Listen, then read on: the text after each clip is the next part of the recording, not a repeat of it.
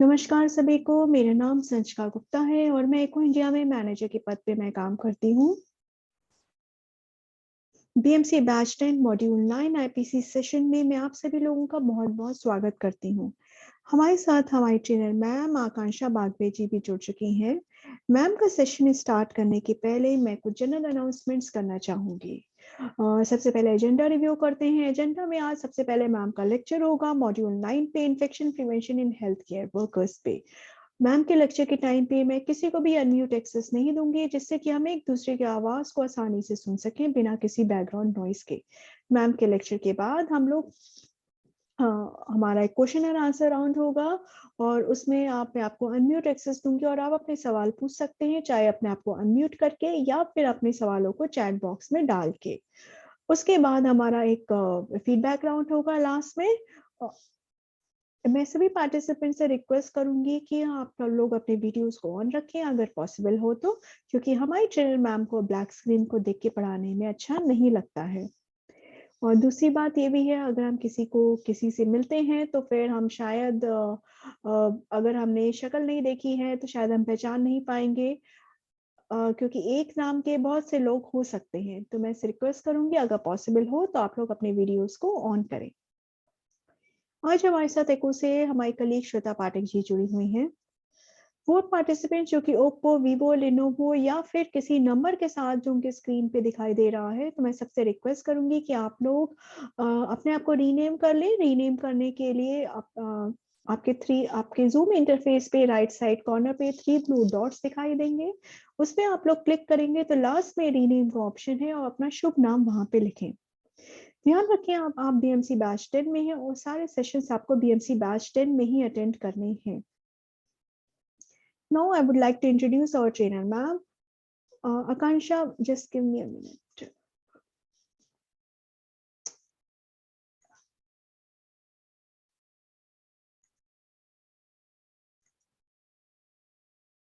Akansha Bagweji is currently associated with Nair Hospital, Mumbai in the capacity of infection control nurse and teacher. She is the first infection control nurse among BMC hospitals in Mumbai.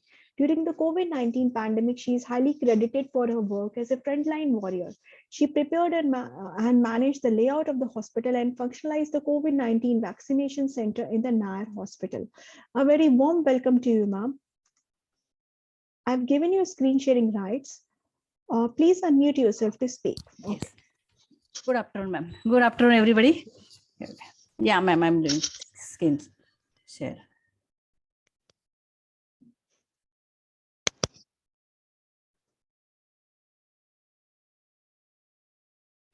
Is it okay? Yes, ma'am. Slideshow and then please go ahead. Slide.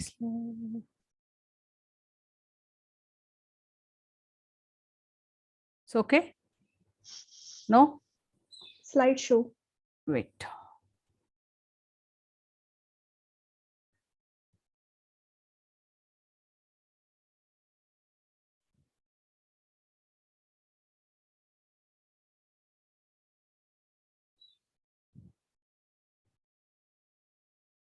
Clear?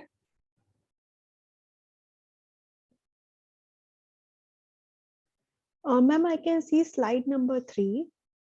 I would request you to do the slide number 1 and click on the slideshow mode. Slideshow mode, ma'am नीचे की तरफ आप आओगे, yes you are coming right, वहां पे third जो option है ना उस पे आप क्लिक करोगे। Third yes this one.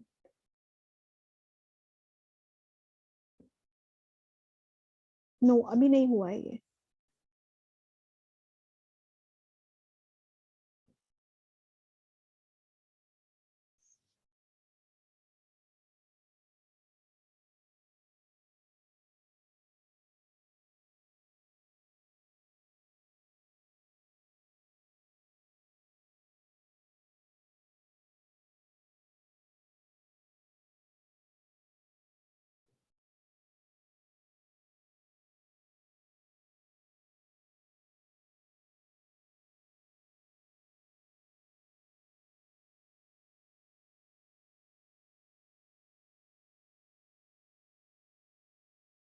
Yes, please go ahead.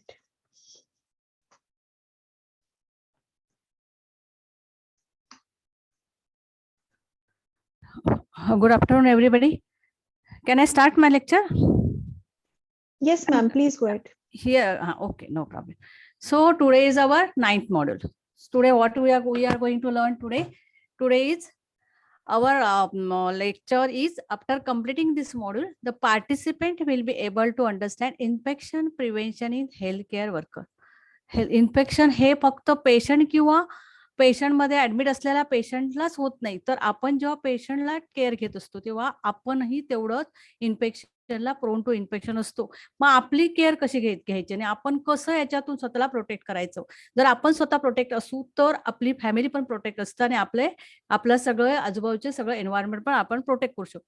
तर आपण कसं प्रोटेक्ट करायचं ते आज ह्या मॉड्यूलमध्ये आपण बघणार आहोत.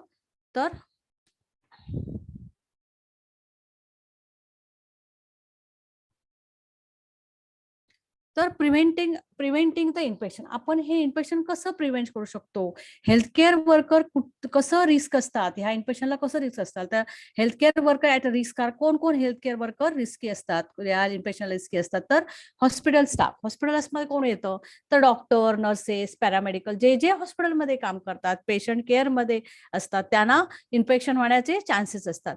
मग हाऊसकीपिंगचे लोक आलेत, लॅब टेक्निशियन आलेत, क्लिनिंग सर्व्हिसेस आहेत, जे फोर्थ क्लास वर्कर्स आहेत ते लोक आलेत, किंवा एन्व्हायरमेंटल हायजीन सर्व्हिस जे हॉस्पिटल एन्व्हायरमेंट मध्ये काम करतात, त्या सगळेजण हाय रिस्कवर असतात इन्फेक्शनसाठी.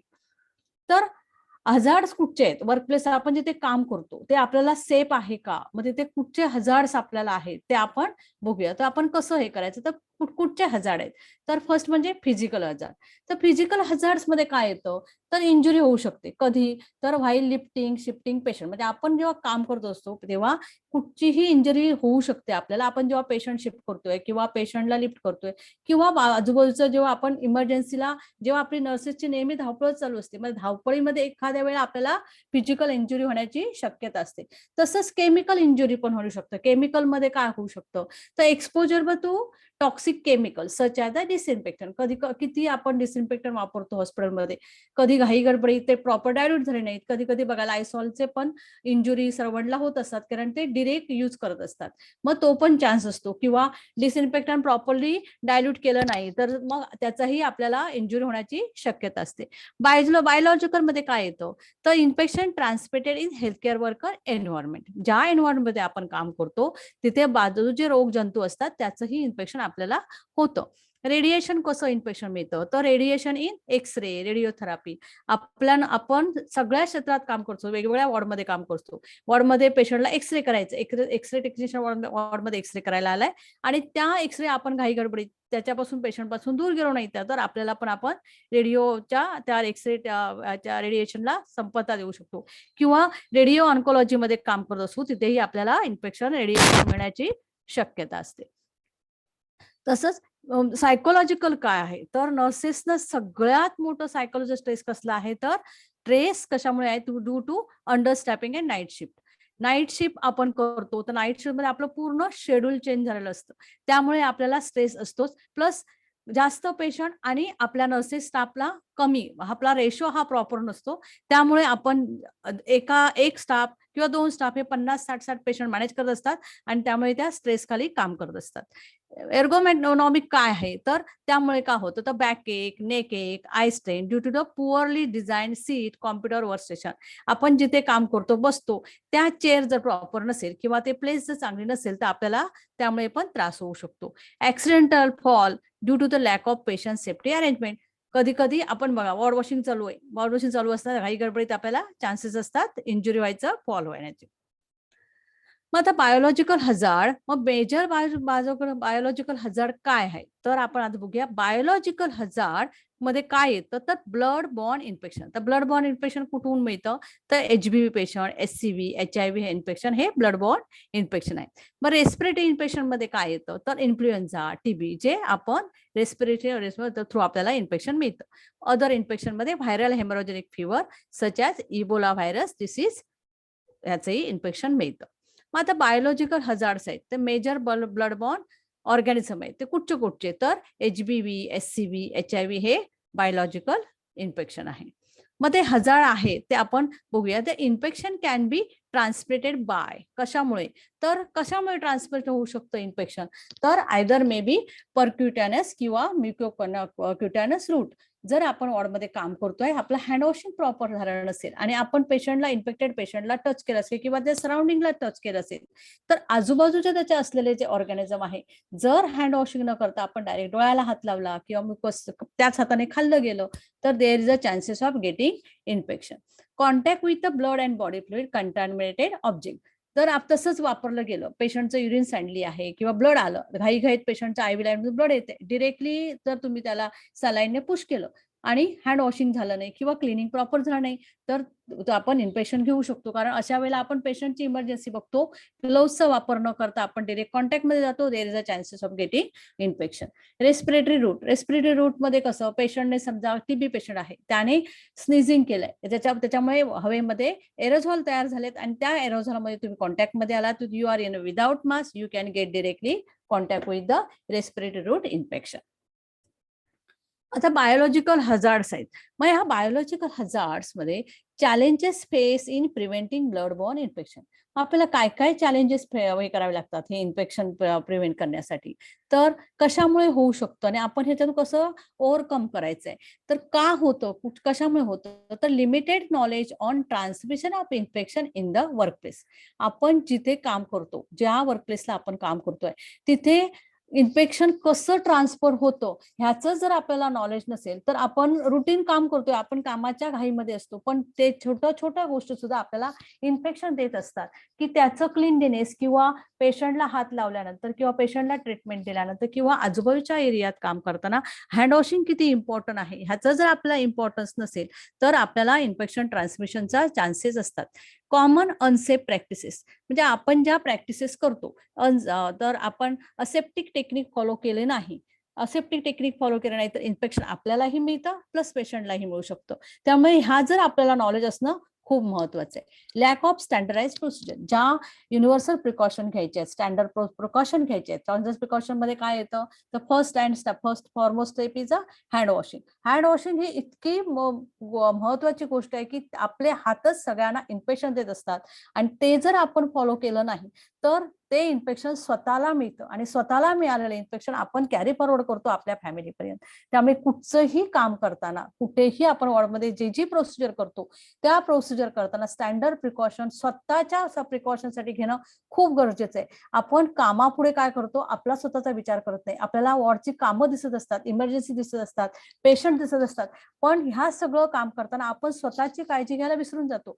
त्यामुळे स्टँडर्ड प्रिकॉशन घेणं, स्टँडर्ड प्रोसिजर फॉलो करणं खूप गरजेचं आहे. स्वतः प्रोटेक्ट होणं खूप गरजेचं आहे. त्यासाठी हँड ग्लोव्ज वापरा, हँड वॉशिंग प्रॉपर फॉलो करा, डिसइन्फेक्टंट प्रॉपर प्रोपोर्शनेट यूज करा, ऑटोक्लेव्ह डिसइन्फेक्शन पॉलिसी बघा, बायोमेडिकल वेस्ट मॅनेजमेंट प्रॉपर करायला पाहिजे. स्वतःला प्रोटेक्ट करण्यासाठी पीपी यूज करायचं, हे खूप इम्पॉर्टंट आहे स्वतःला प्रोटेक्ट करण्यासाठी.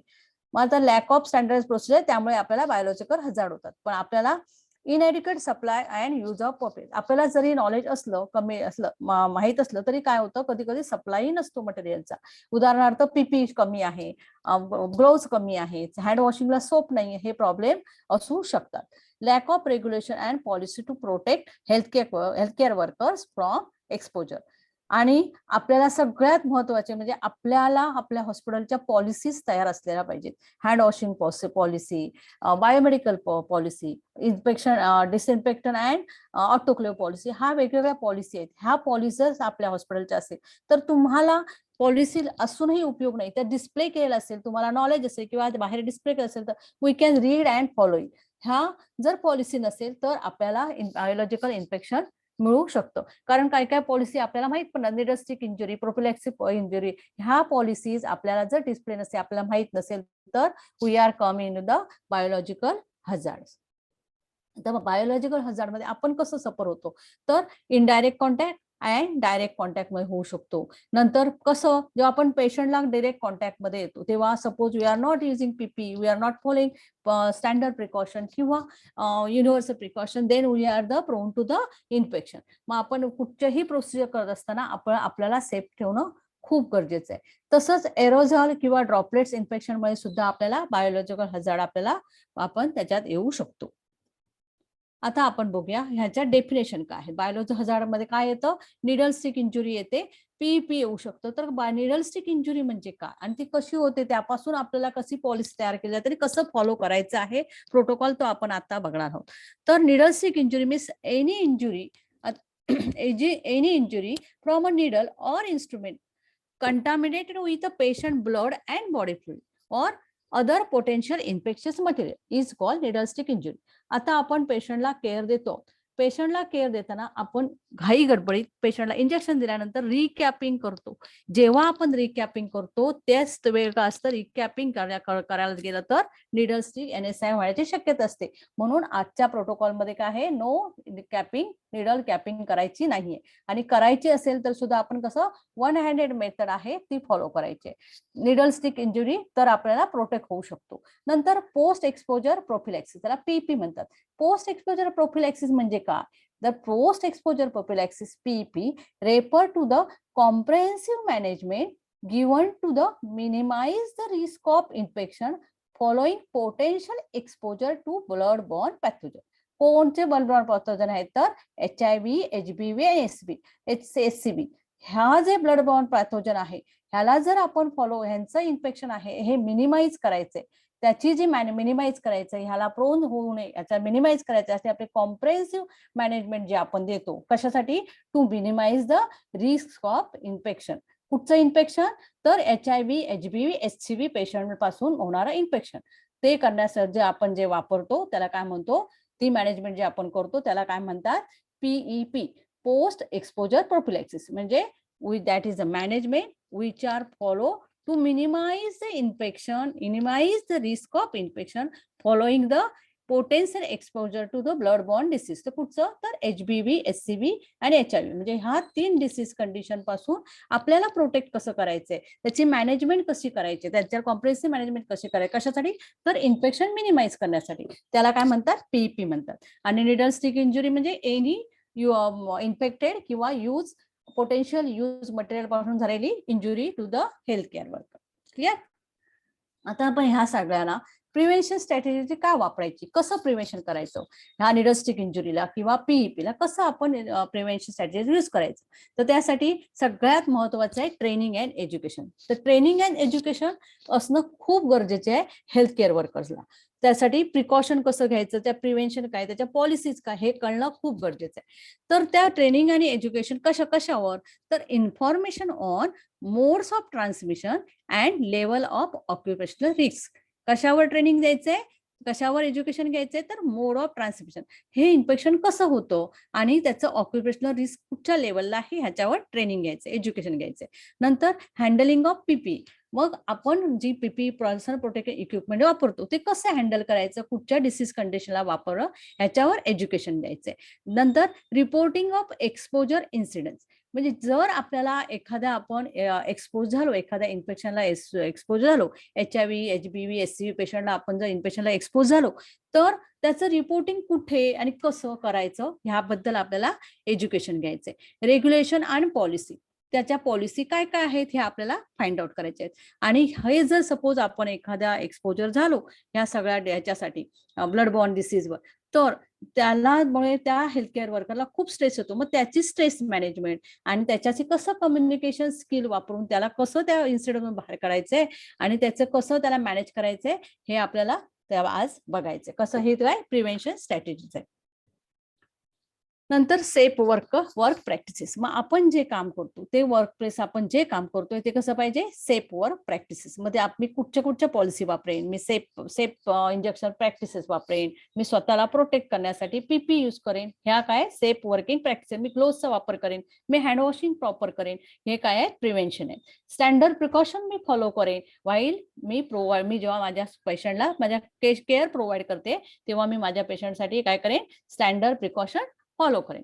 ट्रान्समिशन बेस्ड प्रिकॉशन, आता मला पेशंट ट्रीट करायचे तर त्यांच्याकडून होणाऱ्या डिसीज ट्रान्समिशन बेस्ड प्रिकॉशन मला काय काय फॉलो करायचे आहेत जेणेकरून माझं इन्फेक्शन, मला मिळणारं इन्फेक्शन याच्यावर कमी होईल. आणि सगळ्यात महत्वाचं हँड हायजीन. हँड हायजीन ही एवढं महत्वाचे की आपले हातच आहेत हे इन्फेक्शन सगळीकडे पसरवत असतात. पेशंट टू पेशंट इन्फेक्शन जातं, पेशंट टू स्टाफ इन्फेक्शन होतं, even though we are become a carrier. जर आपण सपोज एकदा समजा आपण एखादा MRSA पेशंट वगैरे हँडल केला आणि आपण त्याला हँडल केल्यानंतर आपण प्रॉपर हँड वॉशिंग जर आपलं झालं नाही, मग त्याच्याकडून जे मिळालेलं इन्फेक्शन आहे त्याच्या आपल्या स्किनवर जर राहिलेलं आहे ते आपण काय करतो, आपण त्याच हाताने मोबाईल हँडल करतो, आपल्या घरच्या वस्तू हँडल करतो आणि we are going back to our house. आणि आपण घरी गेल्यानंतर प्रॉपर जर आपण बाथ किंवा प्रॉपर क्लिनिंग मेंटेन केलं नाही, हायडायजिन प्रॉपर फॉलो केलं नाही, 7 स्टेप फॉलो करून जर आपण क्लीन केलं नाही, तर आपण त्याचे कॅरियर होतो, त्याचे इन्फेक्शन स्वतःलाही घेतो आणि आपल्या फॅमिलीपर्यंत पण आपण घेऊन जाऊ शकतो. आणि पीपीईचा यूज सध्याच्या काळात सगळ्यांना माहिती आहे. कोविडमुळे आपण ह्या 2-3 गोष्टी खूप चांगल्या शिकलो, की पीपीई कसं स्वतःला प्रोटेक्ट करण्यासाठी पीपीई किती इम्पॉर्टंट आहे, हँड हायजीन किती इम्पॉर्टंट आहे, हे कोविडने शिकवलं. Otherwise no one is going to listen this. Hand हायजीनच्या बद्दल जर तुम्ही सांगायला का कोणालाही ते आवडत नव्हतं, पण आज आपण हँड हायजीनला किती गरजेचं आहे हे आपण शिकलो. आणि सेफ इंजेक्शन प्रॅक्टिस का आणि का गरज आहे, कसं आपण प्रोटेक्ट स्वतःला होतो आणि पेशंटला होतो, हे जर आपण सेफ इंजेक्शन प्रॅक्टिस जर आपण फॉलो केलं तर आपण हेल्थ केअर वर्कर याच्यामधून आपण प्रोटेक्ट होऊ शकतो. आता occupational health program, occupational health program जे आहे ते जर कसे, तर essential for effective IPC program. कशासाठी गरजेचे आहेत ऑक्युपेशनल हेल्थ प्रोग्राम करणं, तर infection control and prevention program जर इफेक्टिव्ह करायचं असेल तर हे खूप गरजेचं आहे. त्यामध्ये काय येतं, काय कंपोनंट त्यात इन्क्लूड आहे, तर प्री एम्प्लॉयमेंट असेसमेंट. त्यासाठी प्री एम्प्लॉयमेंट आपल्या एम्प्लॉयमेंटची काय करायची, असेसमेंटची गरज आहे. नंतर occupational vaccination protocol, post exposure management protocol and documentation. कुठच्याही हेल्थ प्रोग्राम करताना आपल्याला ह्या 3 गोष्टी करणं खूप गरज असतं. आता जर आपण एम्प्लॉयमेंटची असेसमेंट करत असू तर एम्प्लॉयमेंट जिथे काम करतोय, ज्या हॉस्पिटलमध्ये हेल्थकेअर वर्कर काम करतोय, तो स्वतः प्रोटेक्ट आहे का त्या डिसीज कंडिशन मध्ये. किती जणांनी हेपॅटायटिस बी व्हॅक्सिन घेतलंय, हेपॅटायटिस आपण किती व्हॅक्सिनेटेड आहोत. आज आपण कोविड सिच्युएशन मध्ये काम करतो, कोविड मध्ये काम करताना पहिलं व्हॅक्सिनेशन कोणाला दिलं गेलं, तर हेल्थकेअर वर्करना दिलं गेलं. हेल्थकेअर वर्करना देण्यामागे मोठो हाच होता की जर हेल्थकेअर वर्कर प्रोटेक्ट असेल डिसीज कंडिशन मध्ये, तरच तो समोर आपल्याला समोरच्या पेशंटला किंवा राष्ट्राला वाचू शकतो. म्हणून त्यांना पहिलं व्हॅक्सिनेशन केलं गेलं. म्हणून आपल्याला काय बघायचं आहे, तर आपल्याला ते किती व्हॅक्सिनेटेड झालेले आहेत ते आपल्याला बघणं खूप गरजेचं आहे. नंतर जर आपण केअर देतो आहे पेशंटला, तर आपल्याला हेही माहित पाहिजे की जर मी एखाद्या हॉस्पिटल एक्वायर्ड इन्फेक्शनला किंवा मी निडलस्टिक इंजुरीला जर मी एक्सपोज झाले, तर एक्सपोजर मॅनेजमेंट प्रोटोकॉल मला माहित पाहिजे. नंतर सगळं माहित असणं गरजेचं नाही, माहित असण्याबद्दल डॉक्युमेंटेशन असणं खूप गरजेचं आहे.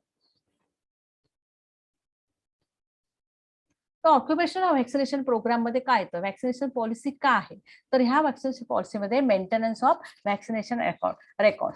आपल्याला प्रत्येकाला माहिती पाहिजे माझं व्हॅक्सिनेशन कुठे कुठे झालंय, मी कुठच्या वेळेला घेतलं आणि मी कुठच्या रिस्पॉन्स. त्यामुळे असेसमेंट मध्ये काय केलं जातं, प्रत्येक हेल्थ केअरचं कुठच्या कॅटेगरीमध्ये तो काम करतोय, कोणाला पहिलं देणं गरजेचं आहे, कुठच्या हाय रिस्क आहे, लो रिस्क आहे, मिनिमल रिस्क असे कॅटेगरी वाईज ते डिवाइड केलं जातं, त्याप्रमाणे त्यांना व्हॅक्सिनेट केलं जातं. तर vaccination requirement based on risk of स्ट्रॅटिफिकेशन. त्यामध्ये काय येतं, कॅटेगरी ए मध्ये कोण येतं, तर हाय रिस्क जे आहे, फ्रंटलाईनला जे आहे दे has to be vaccinated first. नंतर कॅटेगरी बी मध्ये कोण येतं, तर लो रिस्क वाले येतात, त्याच्याही पेक्षा जे जास्त याच्यात नाही ते. आणि कॅटेगरी सी मध्ये कोण होतं, तर मिनिमल रिस्क वाले येतात. तर पोस्ट एक्सपोजर मॅनेजमेंट प्रोग्राम आपण बघितलं, पीई आता पीई आपण बघितले कसं प्रोग्राम मॅनेज केला जातो. तर ह्याच्यामध्ये का का केला जातो पोस्ट एक्सपोजर मॅनेजमेंट प्रोग्राम, का आपल्याला फॉलो करायचंय किंवा का आपल्याला बघायचंय, तर कशासाठी, तर create awareness about the reporting facility regarding injuries exposure among the staff. आता मला सांगा, निडल स्टिक इंजुरीचा प्रोटोकॉल किती जणांना माहित आहे, हा कारण ह्याचं ओरिएंटेशन असणं खूप गरजेचं आहे. आणि निडल स्टिक इंजुरी झाल्यानंतर त्याचा फ्लो चार्ट मध्ये त्याचा मेंटेन करायला पाहिजे.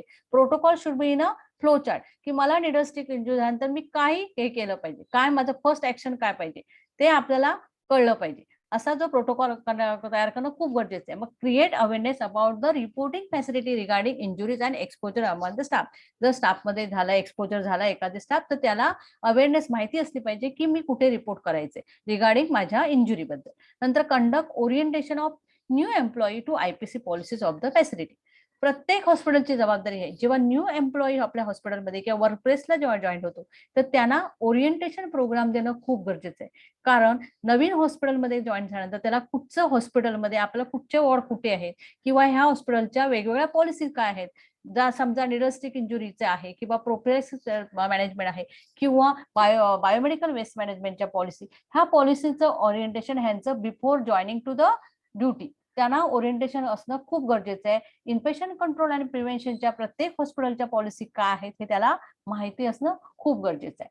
नंतर develop specific post exposure policy and ensure their compliance. मग आणि प्रत्येक हॉस्पिटलच्या पोस्ट एक्सपोजर ज्या पॉलिसीज आहेत ह्या त्या हॉस्पिटल प्रमाणे डेव्हलप करायला पाहिजे. कोण करतं? तर HICC hospital infection control committee त्या पॉलिसी तयार करतं. कारण ह्याच्या कमिटीमध्ये ऑल ओव्हर हॉस्पिटलचे सगळे आपले हेड ऑफ द युनिट असतात आणि त्यामुळे आणि ICMR guideline, WHO guideline through ह्या पॉलिसी तयार केल्या जातात. आणि ज्या तयार केल्या जातात त्या आपल्या एम्प्लॉई पर्यंत पोहोचल्या पाहिजेत आणि त्याचा ओरिएंटेशन प्रोग्राम हा न्यू स्टाफना झाला पाहिजे. Then only they will the protect from the biological injuries and hospital acquired infection. Post exposure management program मध्ये अजून काय येतं तर educate and train the staff on standard work precaution, risk associated with exposure, vaccination and prophylaxis treatment option available. कशासाठी पाहिजे हा program? Educate and train the staff. आपले जे स्टाफ आहेत त्यांना एज्युकेट करायचं आणि त्यांना ट्रेनिंगही द्यायचंय ऑन स्टँडर्ड वर्क प्रिकॉशन. आपण जिथे त्या काम करतायत त्यांचं स्टँडर्ड वर्क जे काम करते ते स्टँडर्ड वर्क पॉलिसी आहे, स्टँडर्ड हे ते कसं फॉलो करायचे, रिस्क असोसिएटेड एक्सपोजर आहेत, vaccination and prophylaxis treatment option काय अवेलेबल आहेत हे त्यांना माहिती असलं पाहिजे. आताच आपण बघतोय की आपल्या ह्या इको ट्रेनिंग मध्ये बऱ्याच गोष्टी आपल्याला माहिती पडल्या की ह्याच्यापूर्वी आपल्या सगळ्या गोष्टी पॉलिसी माहित नव्हत्या. मग अशा पॉलिसी प्रत्येक हॉस्पिटलमध्ये असतात आणि ह्या हॉस्पिटल केलेल्या पॉलिसी ह्या आपल्याला जेव्हा बाहेर म्हणजे आपल्याला जेव्हा सगळ्यांना समजल्या जातात किंवा बाहेर लावल्या जातात त्यानंतर आपल्याला कळतात आणि ते आपण फॉलो करायचे असतात. त्याच्या गाईडलाईन हा सगळीकडे अवेलेबल असतात.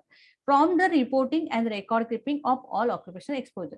आता आपल्याकडे हॉस्पिटलमध्ये होणाऱ्या ऑक्युपेशनल एक्सपोजरला येणारे प्रत्येक हेल्थ केअर वर्करचे प्रत्येक डिपार्टमेंट वाईज रेकॉर्ड ठेवणं खूप गरजेचं आहे आणि ते रिपोर्टिंग करणं खूप गरजेचं आहे. ह्या वर्षभरात माझ्या हॉस्पिटलमध्ये निडोस्टिक इंजुरी किती झाल्या, स्टाफमध्ये किती झाल्या, लॅब टेक्निशियन मध्ये किती, अशा वेगवेगळ्या स्तरावर वेगवेगळ्या डिपार्टमेंट मधून आपण पूर्ण वर्षाचा डेटा काढू शकतो. त्यामुळे मला कळतं की माझ्या हॉस्पिटलमध्ये ऑक्युपेशनल हजार्ड किती झाले.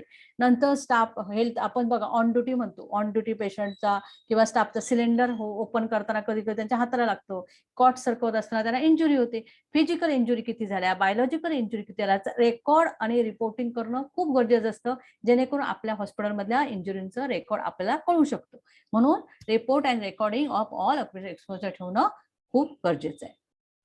नंतर evaluation of type of exposure and risk seroconversion involve. मग आता इव्हॅल्युएशन आपण जर रेकॉर्ड रिपोर्ट केल्याचा उपयोग करतो आपण इव्हॅल्युएशन करू शकतो कुठच्या टाईपला इन्फेक्शनला माझ्या स्टाफ किंवा ज्या हेल्थ केअर वर्कर एक्सपोजर आहे, HIV पेशंट ट्रीट करताना झाल्या, SCV पेशंट ट्रीट करताना झाल्या, HBSC पेशंट ट्रीट करताना झाल्या, मग त्याच्यात आपण हॉस्पिटल का अजून इम्प्रूव्ह करू शकतो, आपल्या हेल्थ केअर वर्करना किती अवेअर करू शकतो किंवा त्यांना काय फॅसिलिटी आपण प्रोव्हाइड करू शकतो, त्यांच्यावर होणारे साईड इफेक्ट्स किंवा त्यांना आपण कसं काउन्सिलिंग करू शकतो हे आपण यामध्ये आपल्याला माहिती पडतं.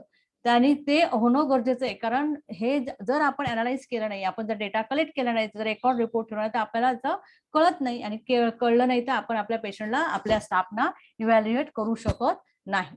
Counselling and treatment of exposure, post exposure vaccination, drugs and immunoglobin.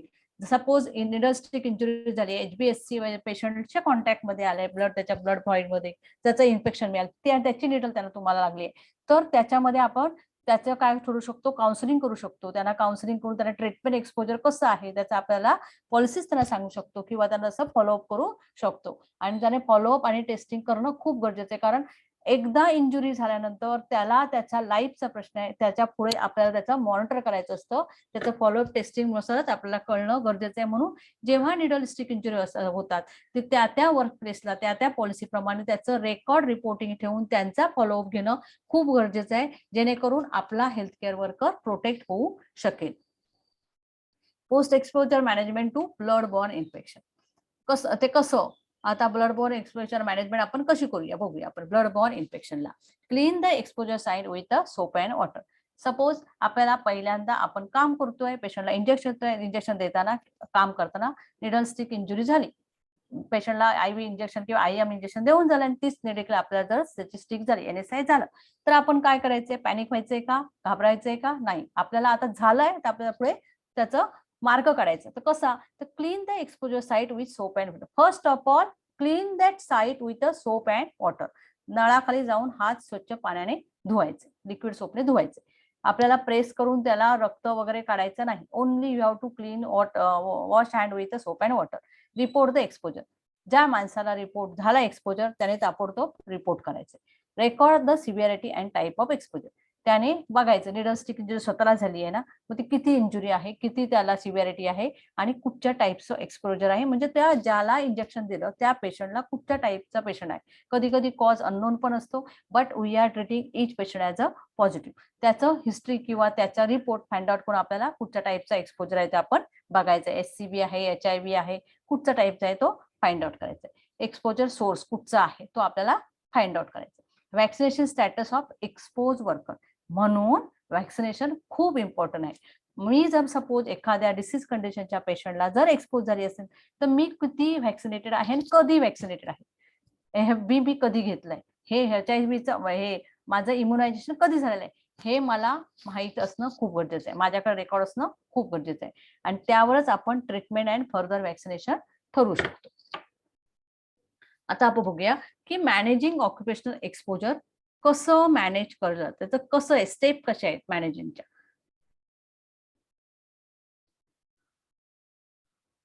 एक मिनिट.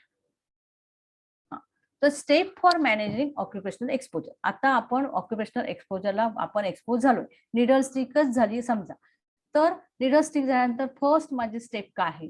फर्स्ट कुठची स्टेप? झाल्यापासून 0 मिनिट पासून 0 आवर्स म्हणजे 0 झाल्या मला काय करायचंय, टाइम लाईन काय माझं? तर step 1 manage the exposure wound and surrounding skin with water and soap or irrigate exposed eye immediately with water or normal saline. जर माझ्या डोळ्यात फ्लश झालं, ब्लड पेशंटचं ब्लड फ्लश झालं किंवा फ्लुइड फ्लश झालं असेल, जर आपण गॉगल यूज केला नसेल, चष्मा असेल तर डिरेक्ट जाण्याची शक्यता आहे. जर माझ्या हाताला झालं, बोटाला झालं, मी जाऊन माझा हात धुवू शकतो. पण डोळ्याला झालं तर काय करायचंय? इरिगेट करायचंय विथ सलाईन किंवा पाण्याने. और rinse the mouth thoroughly using water और saline and split again.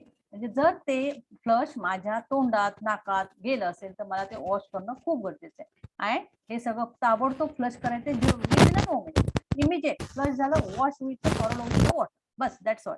And refer to the physician. आपल्या प्रोटोकॉलप्रमाणे आपल्याला त्याचं फिजिशियनला दाखवायचं. स्टेप 2 काय आहे? तर establish eligibility for PEP prophylaxis. आपण काय यूज करायचंय? तर पोस्ट एक्सपोजर. PEP म्हणजे पोस्ट एक्सपोजर प्रोफिलॅक्सिस. काय फॉलो करायचंय? Exposure within 72 hours. किती? विदिन 72 अवर्स मध्ये बघायचंय. Assess the expose individual. जो हेल्थकेअरवर एक्सपोज झालाय त्याला असेसमेंट त्याची करायची. कशी? तर असेस द एक्सपोजर सोर्स.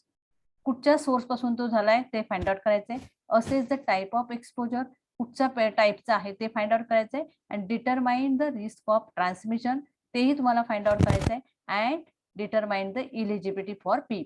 आता मला कळलं की तो पेशंट SCB किंवा हेपॅटायटिस B ला एक्सपोजर झालाय किंवा C ला एक्सपोजर झालाय, तर मला त्याच्यावर फाइंड आउट करायला पाहिजे ह्या सोर्सला इन्फेक्शन झालंय, तर मला पुढचं माझं पोस्ट एक्सपोजर पॉलिसी मला तो किती इलिजिबल आहे ते ठरवायचं.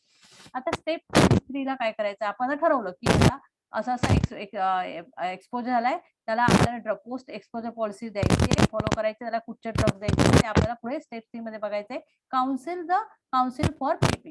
त्या हेल्थकेअर वर्कर जर तो कुठल्याही इंजुरीने किंवा एक्सपोजर होतो तेव्हा त्याला तो पॅनिक झालेला असतो, मग त्याला काय करायचं? काउन्सिल करणं गरजेचं आहे. कशासाठी? Council for post exposure prophylaxis. त्यामध्ये काय येतं? Provide information on HIV and PEP. त्याला HIV and PEP post in consent for PEP. Post exposure prophylaxis त्याची कन्सर्न घेणं खूप गरजेचं आहे. आपण त्याला जबरदस्ती करू शकत नाही. त्याला पहिला आपण काउन्सिलिंग करू, त्याला समजावून सांगू, इम्पॉर्टन्स सांगून नंतर त्याचा आपल्याला कन्सर्न घ्यायचे. And offer specific leave from the work. आणि जर आपण एक्सपोज झालो तर आपल्या हॉस्पिटलकडून मला वाटतं त्यासाठी लीव असते, 7 days काहीतरी लीव आहे, मला पण एवढं एक्झॅक्ट माहिती बट त्यासाठी कारण त्याला आपण प्रोफिलॅक्सिस ट्रीटमेंट देतोय त्यासाठी त्यांना लीव आपल्या वर्कप्लेस पासून मिळते.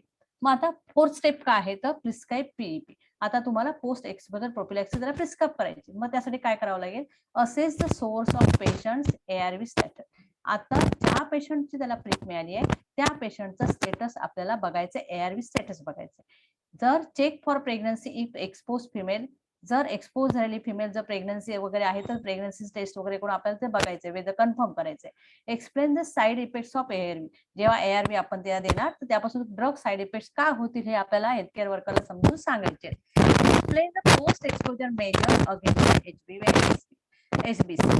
त्यांना समजून सांगायचे पोस्ट एक्सपोजर मेजर, जर आता तुम्हाला हे झालंय त्यानंतर काय होऊ शकेल त्यांना एक्सप्लेन करायचं. स्टेप 5 मध्ये काय येतं, लॅबोरेटरी इव्हॅल्युएशन. आता आपल्याला लॅब टेस्टिंग करायचंय. आपल्याला 4 स्टेप कळल्या. तर लॅब इव्हॅल्युएशन मध्ये काय बघायचं, provide HIV pre test counselling करायचंय. एचआयव्ही प्री टेस्ट कारण आपल्याला त्या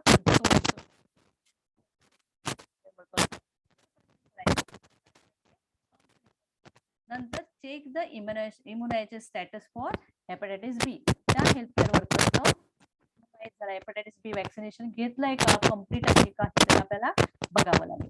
नंतर ऑफर एचआयव्ही एचबीव्ही एचबीसी ज्याची ट्रीट मिळाली आहे तो एक सोर्स आहे, तो आपल्याला माहिती असू अगर नसू पण आपण each patient are treating as a positive. So आपल्याला स्वतःच काय करायचंय, ह्या 3 टेस्ट करून घ्यायचे कारण आपल्याला फाइंड आउट करायचंय.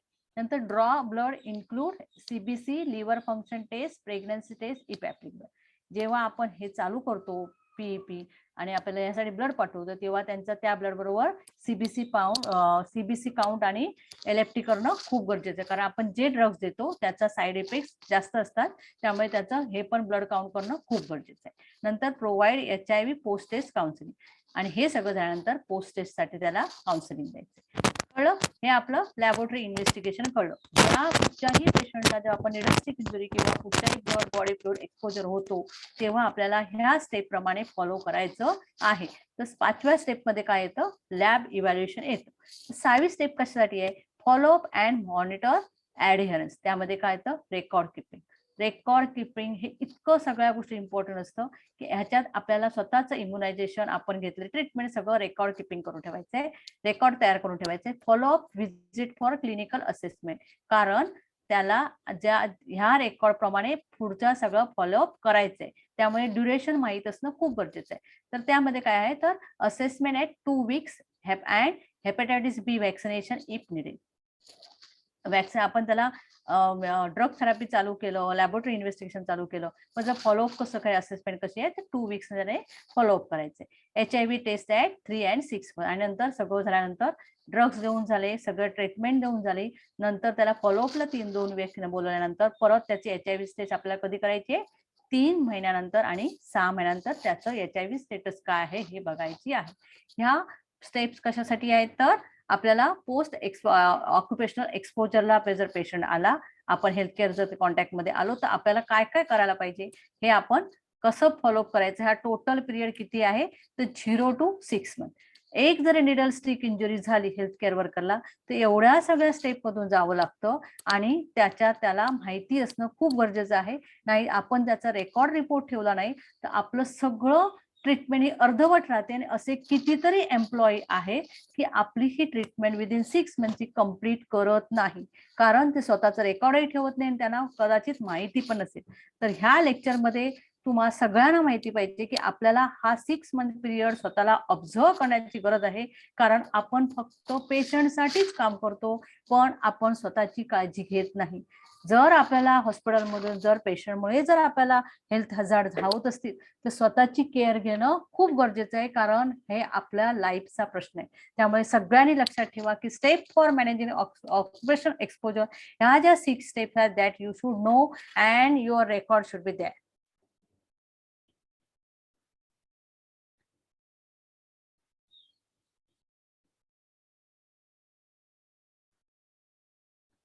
Post exposure prophylaxis for HIV. आता HIV पेशंटला जर तुम्ही एक्सपोज झाला तर आपल्याला काय PEP यूज करायचे, तर exposure that warrant occupational post exposure prophylaxis. त्यामध्ये काय, पॅरेंटल और म्युकस मेम्ब्रेन एक्सपोजर. कशाशी तुम्ही एक्सपोजर आलात, तर IV लाईन, पॅरेंटल किंवा म्युकस मेम्ब्रेन मधून येणारं सिक्रेशन किंवा ब्लड बॉडी फ्लुइडच्या सिक्रेशन एक्सपोजर आला असाल, किंवा blood stained saliva, breast milk, त्यामध्ये काय काय येतं, तर blood stained saliva, breast milk, genital secretion and cerebrospinal CSF fluid, amniotic fluid, रेक्टर, पेरिटोनियल, सायनोव्हियल, पेरिकार्डियल और प्लुअर फ्लुइडच्या जर तुम्ही एक्सपोजरला आला असेल तर तुम्हाला त्यासाठी प्रोफिलॅक्सिस काय घ्यायची हे आपण आता बघूया. तर PEP इव्हॅल्युएशन कसं करायचं, तर PEP इव्हॅल्युएशन म्हणजे पोस्ट एक्सपोजर प्रोफिलॅक्सिस इव्हॅल्युएशन आपण कसं करायचं. जर मी ह्या सगळ्या कॉन्टॅक्ट मध्ये आले, HIV पेशंटच्या ब्लड बॉडी फ्लुइडच्या कॉन्टॅक्ट मध्ये आले, माझ्या डोळ्यामध्ये फ्लॅश उडाला किंवा माझ्या तोंडामध्ये कधी फ्लॅश उडाला असेल किंवा म्युकस मेम्ब्रेन मध्ये माझ्या गेला असेल, तर मी स्वतःला कसं ट्रीट केलं पाहिजे, तर आपल्याला कसं फाइंड करायचं, तर हे टेबल आपल्याला बघायचंय. तर HIV post exposure prophylaxis evaluation आपण कसं करायचं, तर exposure depend upon the exposure. आता आपण माइल्ड एक्सपोजर असू, तर HIV अँड असिम्पटमॅटिक पेशंट असेल तर आपल्याला काय ड्रग्स घ्यायचे, कन्सिडर 2 ड्रग PEP. म्हणजे मला 2 टाईपचे ड्रग्स घ्यायचे, पोस्ट एक्सपोजर प्रोफिलॅक्सिस घ्यायचे 2 ड्रग्ससाठी. HIV and clinically symptomatic. जर तो पेशंट HIV आहे आणि क्लिनिकली काय सिम्पटमॅटिक पण आहे, तर मला start 2 drugs and drug PEP, 2 ड्रगची PEP करायची आहे. HIV स्टेटस जर अननोन आहे तर युजली नो PEP और कन्सिडर 2 ड्रग PEP. आपण काय करतो, जर आपल्याला नोन, अनलो, माइल्ड वाटलं आहे तर आपण त्यांना ड्रग्स देतोच. 2 ड्रग्स आपण चालू करतो. ड्रग्स कुठचे ते आपल्या पुढच्या स्लाइड मध्ये दिसणार आहे. नंतर मॉडरेट असेल एक्सपोजर, माझं जास्त त्याला हे नसेल, मॉडरेट आहे, माइल्ड नंतर मॉडरेट आहे एक्सपोजर असेल त्या सोर्स बरोबर, तर स्टार्ट 2 ड्रग, 2 ड्रग्स प्रोफिलॅक्सिस म्हणून द्यायचे. HIV आहे, क्लिनिकली सिम्पटमॅटिक आहे, स्टार्ट ड्रग्स, 3 ड्रग्स त्याला चालू करायचे. आणि HIV स्टेटस आपल्याला अननोन आहे, आपल्याला माहित नाही तो HIV आहे किंवा नाही, तर युजली नो PEP और कन्सिडर 2 ड्रग. ऍक्च्युली द्यायचं नाहीये, पण आपण प्रोफिलॅक्सिस म्हणून 2 ड्रग्स त्यांना देतोच. नंतर जर सिव्हिअर एक्सपोजर जर सिव्हिअर असेल, जास्त एक्सपोजर झाला असेल आपल्या त्या पेशंटशी, तर HIV आहे, HIV अँड असिम्पटमॅटिक आहे, तर आपण पेशंटचा एक्सपोजर कसा आहे, HIV आहे पण असिम्पटमॅटिक आहे, तर 3 ड्रग्स आपण स्टार्ट करतो. HIV पेशंट क्लिनिकली सिम्पटमॅटिक आहे तर 3 ड्रग्स चालू करतो, अँड अननोन असेल तर सुद्धा आपण 2 ड्रग चालू करतो. हे PEP इव्हॅल्युएशन आपण कसं करायचं, तर टाईप ऑफ एक्सपोजर, मी कुठच्या एक्सपोजर, मी माइल्ड, मॉडरेट किंवा सिव्हिअर मध्ये असेल, पण मला माझ्या प्रोटेक्शनसाठी मला PEP प्रोफिलॅक्सिस काय द्यायचे, ड्रग्स किती चालू करायचे आणि ते करायचे किती, 1, 2 की 3 हे डिसाइड अपॉन द एक्सपोजर. नंतर PEP कॉम्बिनेशन मध्ये कसं दिलं जातं, PEP मीन्स काय, पोस्ट एक्सपोजर प्रोफिलॅक्सिस, हे कॉम्बिनेशन ड्रग कशामध्ये दिलं जातं, तर त्याचंही आपण टेबल बघूया. तर PEP regimens to be prescribe by health center, कसं दिलं जातं हेल्थ सेंटर मधून, तर त्याच्याला वेगवेगळे ड्रग्स आहेत. 2 ड्रग रेजिमेंट मध्ये काय होतं, बेसिक PEP आहे. ही कोणते 2 ड्रग बेसिक आपण बघितली, माइल्ड, मॉडरेट असेल तर आपण सगळ्यांना प्रोफिलॅक्सिस म्हणून 2 ड्रग्स देतो. मग त्याच्यामध्ये फर्स्ट चॉईस काय आहे, तर जुडोविलिन दिलं जातं प्लस लॅमिव्हिडलिन दिलं जातं, हे 2 ड्रग दिले जातात. नंतर अल्टरनेटिव्ह चॉईस काय, तर सेकंड चॉईस काय आहे, स्टाउलिडिन पण आपण त्याबरोबर प्लस लॅमिव्हिडलिन पण दिले जातात, हे अल्टरनेटिव्ह चॉईस आहे. हे कुठच्यासाठी, 2 ड्रग रेजिमेंट मध्ये हे येतं. प्रेफर कुठचे आहेत, जुडोविलिन आणि लॅमिव्हिडलिन. नंतर 3 ड्रग रेजिमेंट आपण बघितलं की सिव्हिअर आहे तर आपण 3 ड्रग देतो. तर 3 drug regiment expanded PEP regiment, consult expert opinion for starting 3 drugs. कारण जेव्हा आपण 3 ड्रग्स हे देतो, प्रोफिलॅक्सिस PEP देतो, तेव्हा काय होतं, त्याला साईड इफेक्ट जास्त होत असतात आणि त्याला काय मॉनिटर करायची गरज असते, किंवा त्याचं आपल्याला कुठच्या टाईपचं एक्सपोजर आहे, किती आहे हे आपल्याला बघावं लागतं. मग त्यावेळेला आपण जर काय बघतो, 3 ड्रग्स रेजिमेंटला नॉट रिकमेंडेड DDL, आपण जे ड्रग्स देतो ते कॉम्बिनेशन ड्रग्स असतो. NRRTI देतो, such as nevirapine should not be use in PEP. हे जे ड्रग्स येते ते एक्सपर्ट काउन्सिलिंग झाल्यानंतरच हे 3 ड्रग आपण देतो, म्हणजे LPV, NLF अँड IND. आपण जे बघितले, जुडोलिन, लॅमिडिविडिन अँड स्टॅव्हिडिन, हे जे 3 ड्रग कॉम्बिनेशन मध्ये देतो ते according to the expert opinion देतो. आता कॉम्बिनेशन मध्ये आपण मेडिकेशन जे देतोय ते डोसेज ड्रग्स कसे असावे, dosage of drugs for PEP post expire prophylaxis का असावे. तर मेडिकेशन कुठचं दिलं जातं, जिडोविलिन कसं दिलं जातं, तर 300 mg twice a day.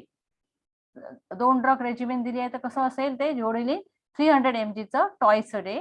3 drug रेजिमेशन मध्ये सुद्धा सेम आहे 300 mg in twice a day. आणि स्टाउडिन कसं आहे तर 30 mg ट्वाइस डे. दोघांनाही 3 आणि 2 ड्रगला 30 डे ट्वाइस डे. लॅमिउडिन कसं आहे तर 150 mg ट्वाइस डे. आणि जर प्रोटीन्स इनिव्हेटर आपल्याला द्यायचं असेल पण त्यासाठी आपल्याला सगळ्या एक्सपर्टचं ओपिनियन घेऊन आपण देतो. त्याला फर्स्ट ऑफ चॉईस ड्रग्स आहे तर लोपेनाव्हिर, रायटोनाव्हिर हे जे ड्रग्स आहेत ते चॉईस त्यांच्या एक्सपर्ट ओपिनियन नंतरच होतात.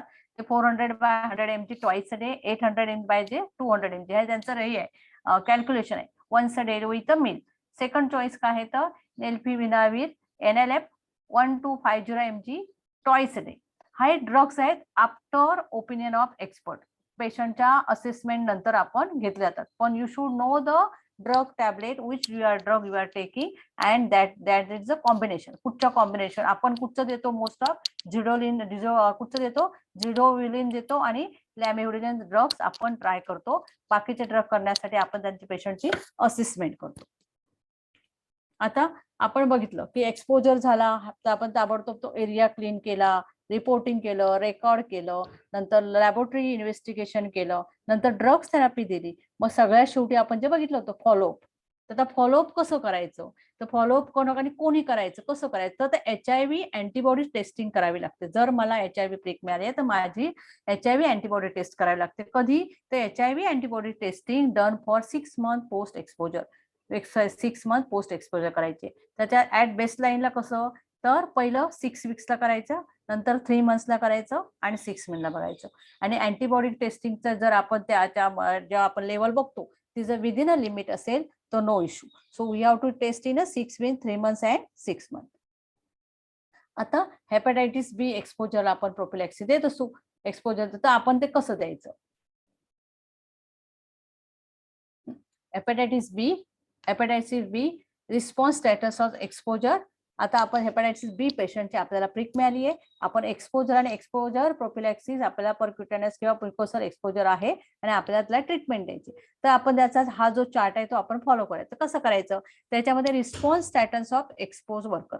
आता ज्याला एक्सपोज झालाय, ज्याला निडल स्टिक मिळाली आहे किंवा त्याला एक्सपोजर झालाय, त्याचा तो जर अनवॅक्सिनेटेड असेल, तो हेल्थ केअर वर्कर अनवॅक्सिनेटेड असेल आणि ज्याचं एक्सपोजर झालंय, ज्या पेशंटला मिळालाय तो HbAg सोर्स काय आहे, HbAg तो पॉझिटिव्ह आहे.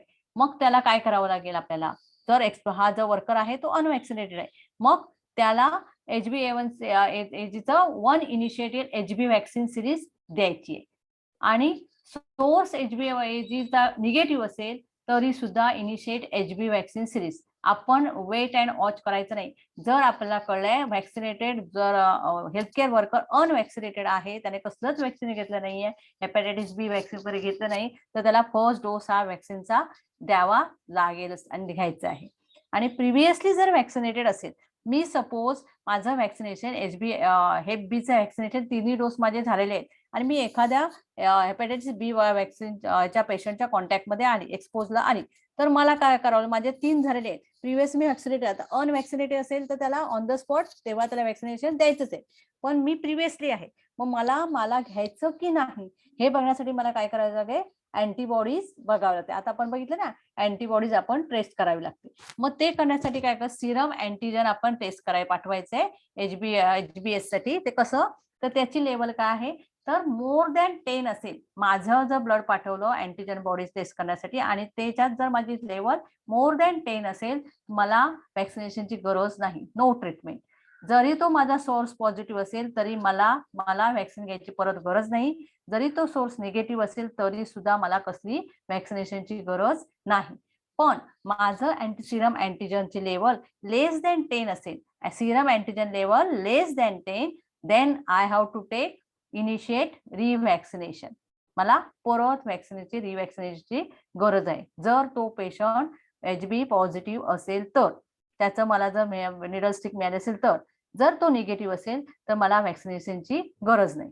पण सोर्स इज अनअवेलेबल नाही, टेस्टिंग आपल्याला माहिती नाहीये, तर if known high risk source treat as if source were HB positive. जर आपल्याला माहित नाही तर आपण काय करायचं, पेशंट आपण पॉझिटिव्ह आहे असंच आपण ट्रीट करायचं.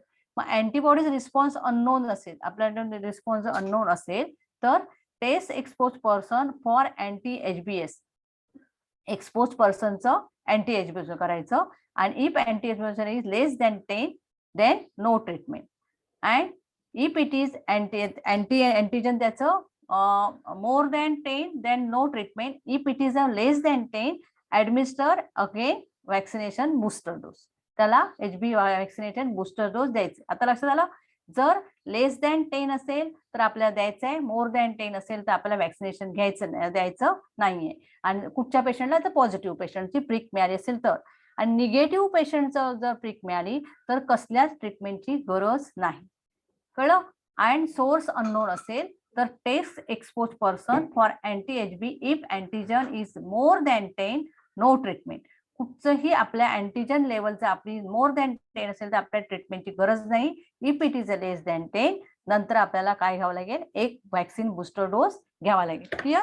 आपल्याला अँटीजन टेस्ट करणं महत्वाचं आहे, पण कधी, जर मी ऑलरेडी वॅक्सिनेटेड असेल तर.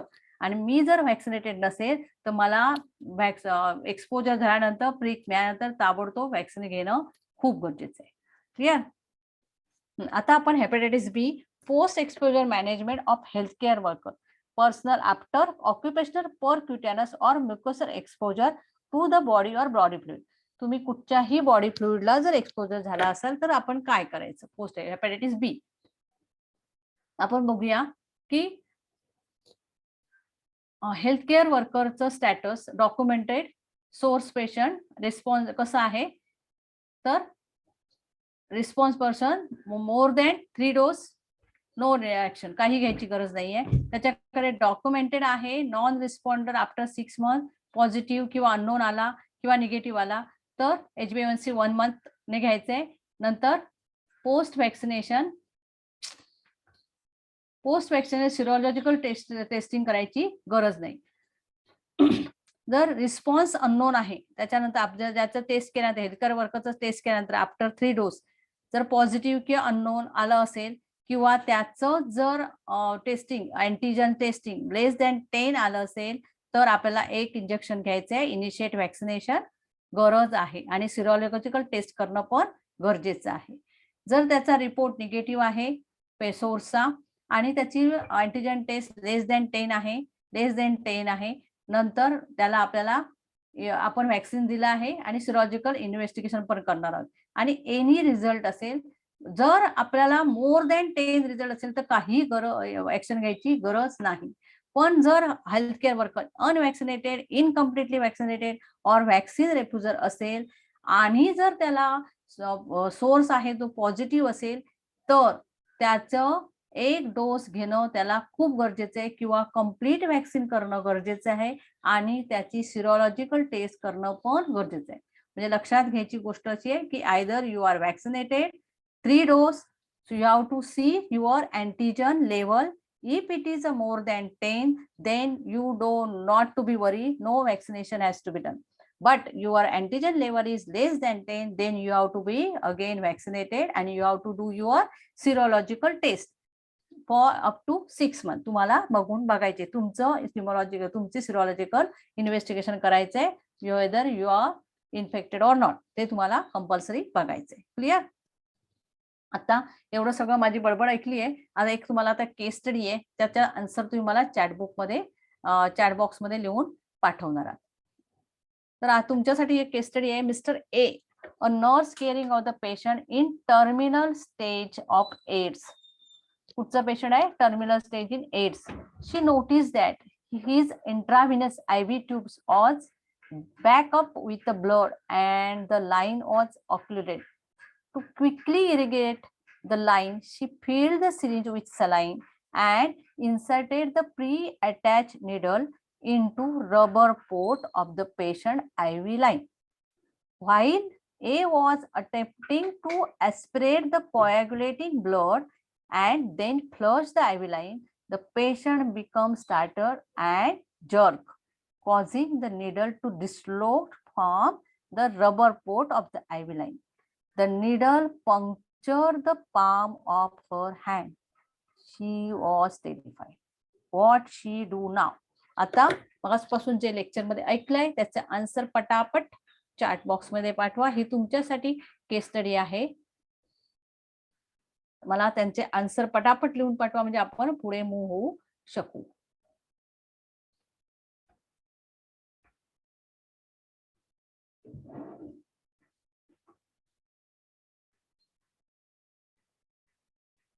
चॅट बॉक्स मधले आन्सर येऊ दे. तुम्ही काय करू शका आता तिला निडल स्टिक इंजुरी झाली. तो पेशंट काय आहे HIV एड्स आहे आणि टर्मिनल एजला आहे आणि she got a needle stick.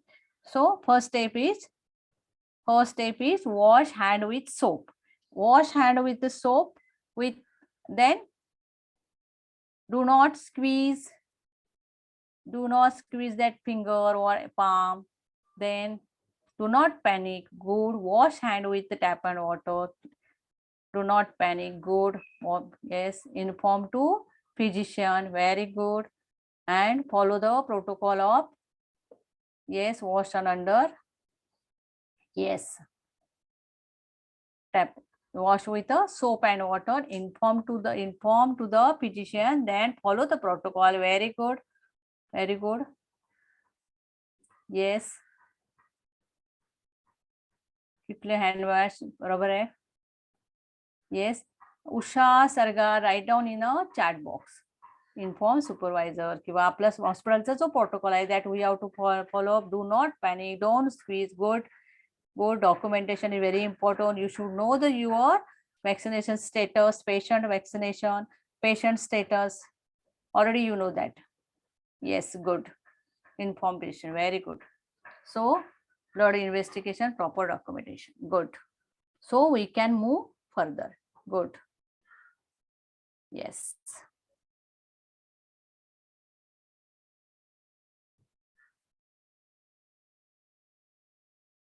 Yes, good.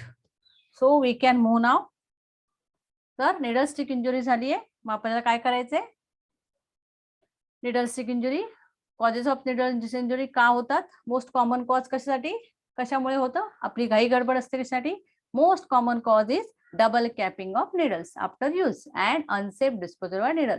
आपण काय करायची प्रॅक्टिस पूर्वी का असायची की एका हातात सिरिंज दुसऱ्या हातात निडल कॅप, दोन्ही हाताने आपण निडल कॅपिंग करत होतो. आता आपण करत नाही. प्रोटोकॉल नाही, आपण निडल कॅपिंग करायचं. No needle capping protocol. If you want to cap the needle that is one handed method that everyone is know how to needle cap the needle with a one hand.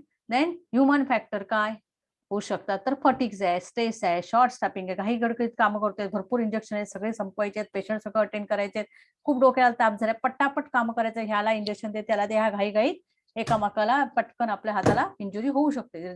Even though रिकॅपिंग जरी करत नसेल तरी movement मध्ये कधी कधी शक्यता असते होऊ शकतं. कारण आपण तेवढा आपल्याला वेळही नसतो, आपण फटिक असतो, स्ट्रेस टेन्शन खाली काम करतो, शॉर्ट स्टाफ आहेत, आपल्याला कामं आवरायची असतात, त्या घाई गडबडीत निडल स्टिक होऊ शकते.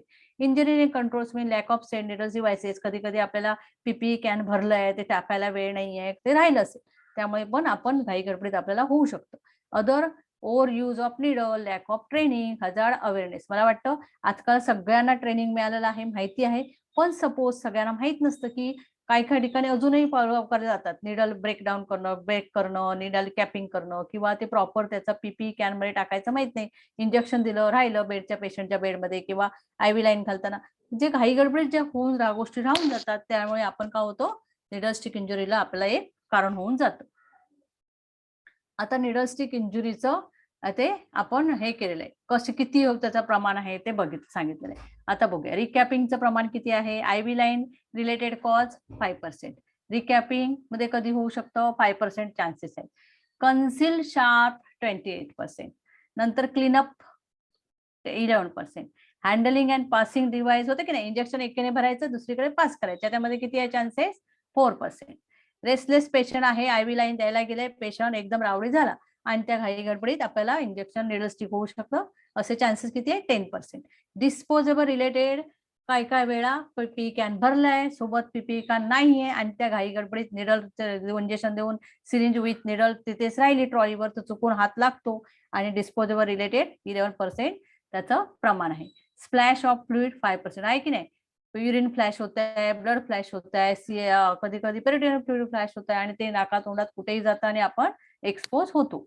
नंतर हेल्थकेअर शार्प कसलं पॉलिजन विथ हेल्थकेअर शार्प एकामेकांमध्ये हँडलिंगच्या वेळेला 21% आणि आयबी लाईन रिलेटेड 5% हा पूर्ण एक केलेला रिसर्च मध्ये एवढं काउंट आहे.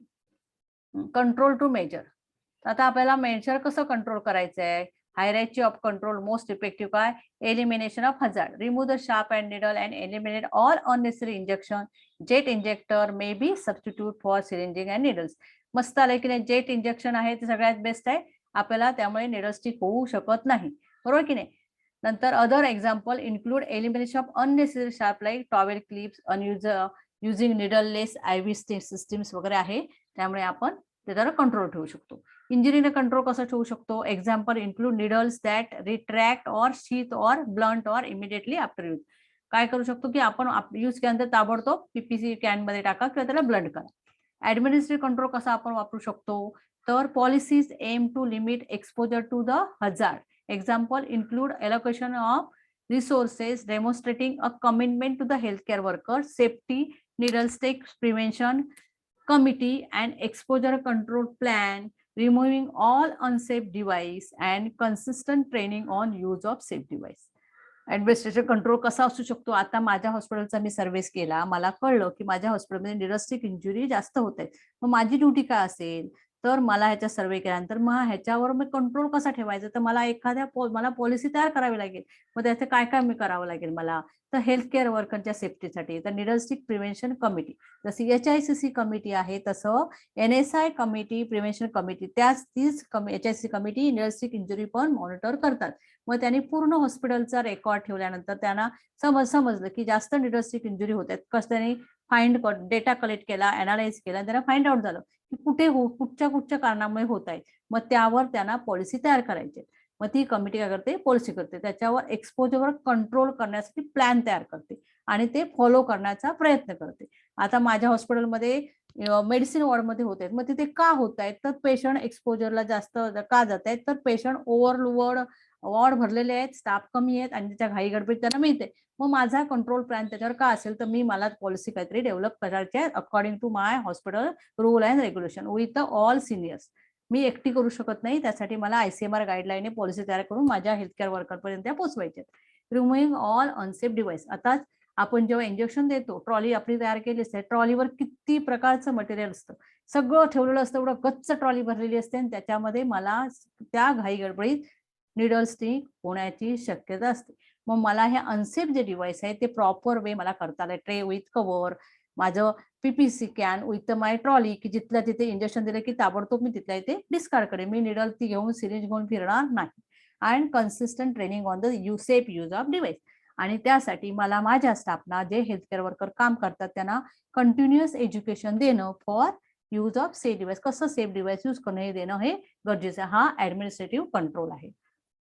कळलं. आता वर्क प्रॅक्टिस प्रोटोकॉल. आता वर्क प्रॅक्टिस प्रोटोकॉल काय फॉलो करायचं आहे. त्यामध्ये एक्झाम्पल इन्क्लूड नो रिकॅपिंग. आपण रिकॅपिंग करत नाही. ह्या आपण प्रोटोकॉल फॉलो करायचा आहे. वर्क प्रॅक्टिस कंट्रोल हा आपल्याला प्रोटोकॉल करायचा की कुठचीही कधीही निडल रिकॅपिंग करायची नाही. Placing the sharp container at the eye level and at the arm reach. जे मला शार्प टाकण्याचं माझं कंटेनर आहे ते माझ्या डोळ्यासमोर दिसण्यासारखं दिसलं पाहिजे. ते मी इंजेक्शन ट्रॉली आहे, माझा इंजेक्शन देण्याचा प्लॅटफॉर्म आहे, माझं PPC कॅन, अँपूल वायरचं हे बॉक्स माझ्या समोरच पाहिजे विथ अ प्रॉपर लेबल. तो माझ्या लेवलला डोळ्यांच्या समोर दिसला पाहिजे जेणेकरून मी काम करताना त्याचा पटकन यूज करू शकेन, जिथे माझा हात पटकन पोचू शकेल. नंतर emptying sharp container before they are full. PPC can 1/4 फुल, पूर्ण ओव्हरफ्लो होईपर्यंत ठेवायचं नाही. 1/4 फुल झाला की त्याला झाकण लावायचं आणि सेंटर कलेक्शन एरियाला डिस्कार्ड करायचं. हे माझी ड्युटी आहे. And establishing the means for safe handling and disposing of sharp device before beginning procedure. खूप गरजेचं आहे. काय करायचंय. सेफ हँडलिंग करायचंय, शार्प डिस्पोज करायचे device before beginning the procedure. जे जे मला दिसते ते डिस्पोज प्रॉपर वे झालं पाहिजे and there record should be there. जर मी पीपी स्कॅन माझं वॉर्डचं 1/4 फुल झालंय तर मला त्याला क्लोज करून लेबल करून बुकमध्ये एंट्री करून खाली पाठवायचे. Personal protective equipment. आपण हे काय बघतो, हायरार्की बघतोय. कसं तर ह्या निडलस्टिक इंजुरीवर आपल्याला कसं हायरार्कीवर कंट्रोल मॅनेज करता येईल. आपण पहिलं काय केलं, एनिमिनेशन ऑफ हजार्ड केले, इंजिनिअरिंग कंट्रोल बघितला, ऍडव्हान्स कंट्रोल बघितला, वर्क प्रॅक्टिस कंट्रोल बघितला. आता आपण पर्सनल प्रोटेक्टिव्ह इक्विपमेंट वापरणार आहोत. कशासाठी, barrier and filter between the worker and the hazard. PPE काय आहे, बॅरियर अँड फिल्टर आहे. कशामध्ये, वर्कर आणि हजार्ड. मला स्वतःला प्रोटेक्ट करण्यासाठी मला ह्या गोष्टीचा वापर करणं खूप गरजेचं आहे. पीपीएचा वगैरे वापर करणं खूप गरजेचं आहे. उषा मॅडम, आपण चॅट बॉक्स मध्ये लिहून पाठवा. Include eye goggles, gloves, mask and gown. आता आपण कोविडमध्ये बघितलं पीपीई किती युजफुल आहे स्वतःच्या प्रोडक्शनला. कारण जेव्हा आपण पेशंट ट्रीट करतो आपल्याला माहित नाहीये पेशंटचं स्टेटस काय आहे. कारण we have to teach the patient as each patient as a positive. जर प्रत्येक पेशंट हा पॉझिटिव्ह म्हणून जर आपण ट्रीट केला तर स्वतःला आपण प्रोटेक्ट करू शकू. आणि त्यासाठी आपल्याला पेशंटला कुठचीही ट्रीटमेंट देताना आपल्याला माहित नसतं आपण कधी कधी त्यांच्या एक्सपोजरमध्ये जाऊ, कुठच्या बॉडी फ्लुइडच्या एक्सपोजरमध्ये जाऊ आणि आपल्याला इन्फेक्शन मिळेल. त्यासाठी आपल्याला काय करायचंय, स्वतःला प्रोटेक्ट करण्यासाठी पीपी यूज करायचंय. त्या पीपी मध्ये गॉगल, ग्लोव्ज, मास्क, गाऊन असणं खूप गरजेचं आहे. तुम्ही स्वतः जर सेफ राहाल तर you can treat the patient. आणि तुम्हीच जर आजारी पडला तर पेशंटला कोण केअर घेणार. So this is the hierarchy of control. आपल्याला निडलस्टिक इंजुरी किंवा कुठच्याही प्रोफिलॅक्सिस एक्सपोजरला आपण एक्सपोजरला जातोय तर आपल्याला ह्याप्रमाणे स्वतःला कंट्रोल हे आपल्याला फॉलो करायचे आहे. It is the 4 most effective काय, एनिमिलेशन ऑफ हजार्ड, इंजिनिअरिंग कंट्रोल करा, ऍडमिनिस्ट्रेशन कंट्रोल करा, वर्क प्रॅक्टिस कंट्रोल करा आणि पर्सनल प्रोटेक्टिव्ह इक्विपमेंट स्वतःला प्रोटेक्ट करा. प्रिव्हेन्शन ऑफ निडलस्टिक इंजुरी कसं करू शकता. प्रिव्हेन्शन इंजुरी तुम्ही कसं प्रिव्हेन्शन कराल तर अवॉइडेबल अनसेफ प्रॅक्टिस. जिथे तुम्ही प्रॅक्टिस करताय, तुम्ही जिथे काम करताय ते तुम्ही स्वतःला कसं अनसेफ प्रॅक्टिस कसं अवॉइड करू शकता. तर रियुजिंग डिस्पोजेबल सिरिंजेस. रियुजिंग कशामुळे, अवॉइडन्स ऑफ अनसेफ प्रॅक्टिस कशामुळे होतं तर reusing disposable syringing, dirty workplace and improper disposable sharp, using injection as preferred method to given medication. कशामुळे होतो इंजेक्शन होतं तर काय, avoidable unsafe practice. Unsafe practice काय आहे तर रियुजिंग डिस्पोजेबल सिरिंजेस जर आपण यूज केल्या तर, डर्टी तुम्ही जिथे काम करताय ते इंजेक्शन तुमचा प्लॅटफॉर्म आहे त्याच्यात सगळं जर तुमचा पसारा असेल तर, डर्टी असेल तर त्याला इंडस्ट्रिक इंजुरी होऊ शकते घाई गडबडीत. Improper disposal of sharp. जर तुम्हाला शार्प डिस्पोजेबल पॉलिसीचं प्रॉपर माहित असेल, म्हणून बायोमेडिकल वेस्ट मॅनेजमेंट पॉलिसी माहिती असणं खूप गरजेचं आहे. कलर कोडिंग खूप महत्वाचं आहे. तुमच्या वॉर्डमध्ये जिथे तुम्ही प्रॅक्टिस करताय तिथे प्रॉपर वस्तू ठेवणं खूप गरजेचं. जिथे तुम्ही देतो तिथे तुमच्या पीपीसी कॅन असलं पाहिजे. शार्प ब्रोकन अँपूल साठी तुमचा एक बॉक्स असला पाहिजे with the lining of plastic bag and other different color. That means you have to follow biomedical waste management policy properly for your safety. Improper disposal sharp झालं so you are the prone to the infection and injury. Using injection and refer to method to give medication.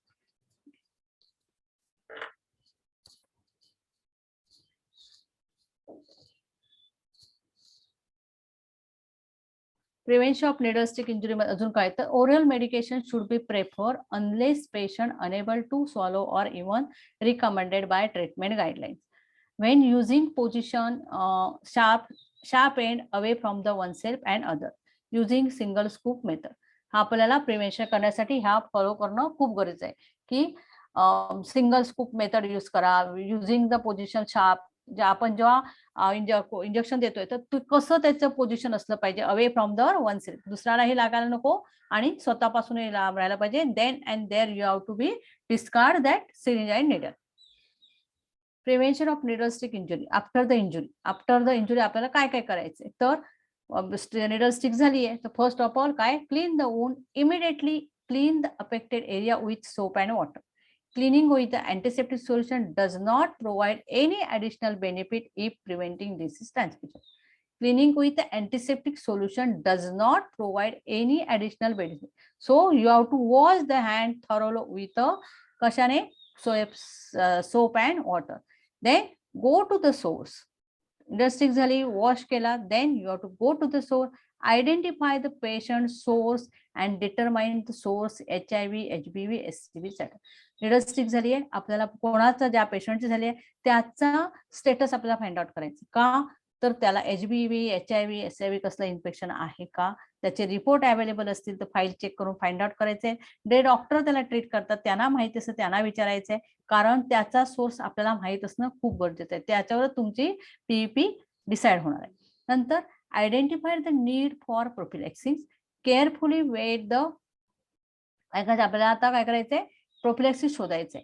मग carefully weight the source of patient, disease status, exposure types, sero conversion risk when consider PEP. आपण जेव्हा post exposure PEP देतो, prophylaxis देतो, तेव्हा ह्या सगळ्या गोष्टीचा आपला विचार करूनच आपल्याला ते ठरवायचे. Educate the health care worker, affected healthcare worker must be educated about the seroconversion rates, option for PEP, and the role of occupational or employee health. आपलं निडस्टिक झाल्यानंतर, पेशंटचा स्टेटस कळल्यानंतर आपण PEP घेणार आहोत.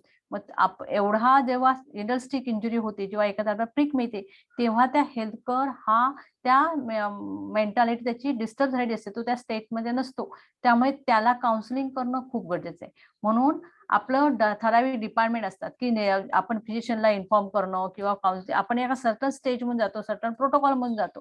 का तर पेशंट हेल्थकेअर वर्करला सपोर्टची खूप गरज आहे, त्याला एड्युकेट करण्याची गरज आहे, त्याला पुढचं प्लॅन, PEPचं प्लॅन आणि further management he should know.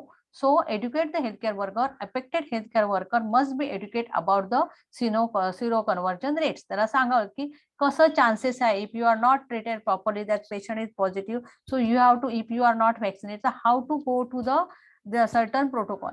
तर सिरो कन्व्हर्जन रेट कसा होऊ शकेल, तर कसं फॉलोअप करायचं. आपण बघितलं की 6 वीक्स, 3 मंथ, 6 मंथ मध्ये आपल्याला स्वतःचं HIV स्टेटस आपल्याला ब्लड इन्व्हेस्टिगेशन करून बघायचंय. मग त्यासाठी ऑप्शन काय आहेत, परत रोल ऑफ ऑक्युपेशनल एम्प्लॉय हेल्थचं काय आहे ते आपल्याला त्याला समजू शकतो. म्हणजे काउन्सिलिंग करणं खूप गरजेचं आहे आणि further management we have to explain that worker. Second case study जे तुमच्यासाठी मी वाचून दाखवते चॅटबॉक्स मध्ये, मग सारखे आन्सर सगळ्यांनी लिहून पाठवायचे.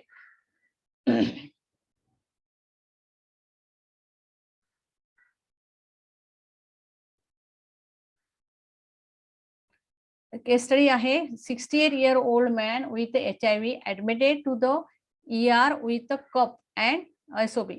The chest X-ray shows lesion in the right upper lung quadrant. There is no blood in the sputum, but patient mother was positive for TB and hospitalized for the same when he was child. Sputum is being sent for further test. The ER is full and this patient is on a stretcher in the hall. You have to be called to assess the situation. What will be precaution will the healthcare worker take while providing care?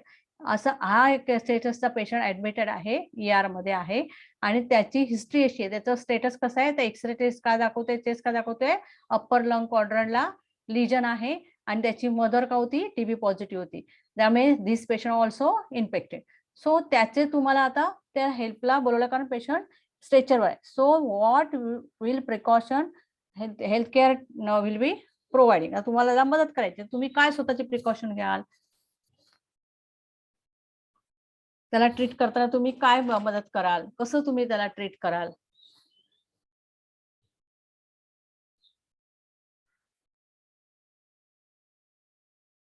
Yes, wear mask, gloves, PPE use करणं खूप गरजेचं आहे. Very good. Wear mask, gloves.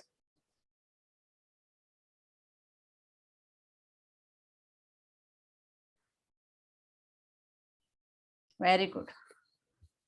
स्वतःचं universal precaution follow करायचे. पेशंटला स्वतःला PPE use करायचे, patient स्वतःला प्रोटेक्ट करायचे, then only you are to going to be deliver care to the patient.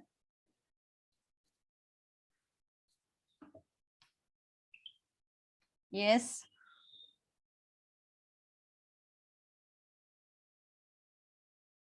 Good.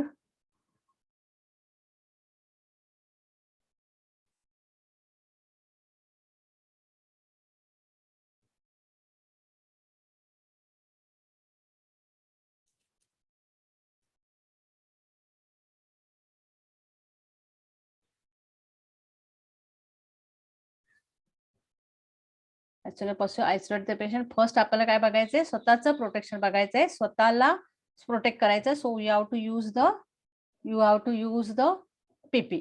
Good good. अजून मागाशी पण काहीतरी क्वेश्चन्स होते ना, single scoop method told the patient. हा, मागाच्या केस स्टडी मध्ये कोणाच तरी होते की सिंगल स्कूप मेथड म्हणजे काय. तर I will show you on the screen. Okay, good good good. सगळ्यांचं आन्सर बरोबर आहे. Okay, so we will move forward. आता आपण मगाशी बघितलं की इंडस्ट्रिक इंजुरीला सिंगल स्कूप मेथड यूज करायचं. म्हणजे आपण जे आपण रिकॅपिंग करायचं नाही. सिंगल हँड मेथड किंवा सिंगल स्कूप मेथड म्हणजे जर तुम्हाला निडल रिकॅपिंग करून टाकायची असेल तर निडल ज्याचा कॅप आहे ते सरफेसला, प्लेन सरफेसला, मी माझा व्हिडिओ ऑन करून दाखवते थोड्या वेळाने. आणि वन हँडेड म्हणजे त्याच एकाच हँडने ते त्याला रिकॅपिंग करायचंय. त्याला कुठेही टच करायचं नाही कॅपला.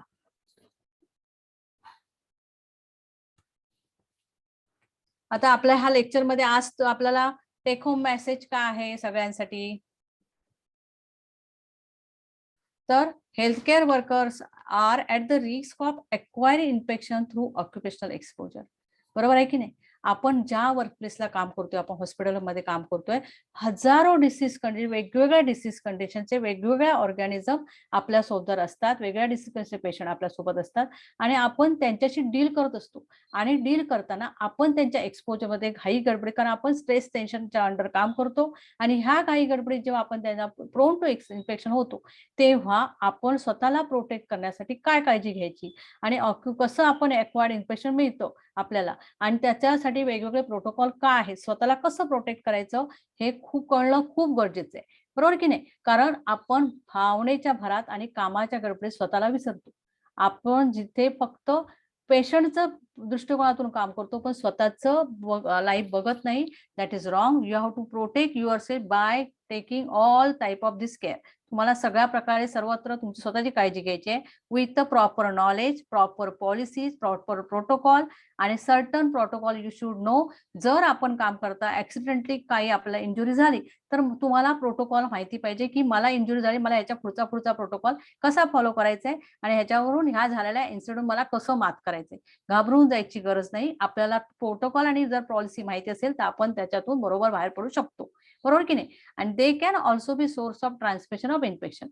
Healthcare workers are at the risk of acquiring infection through occupational exposure.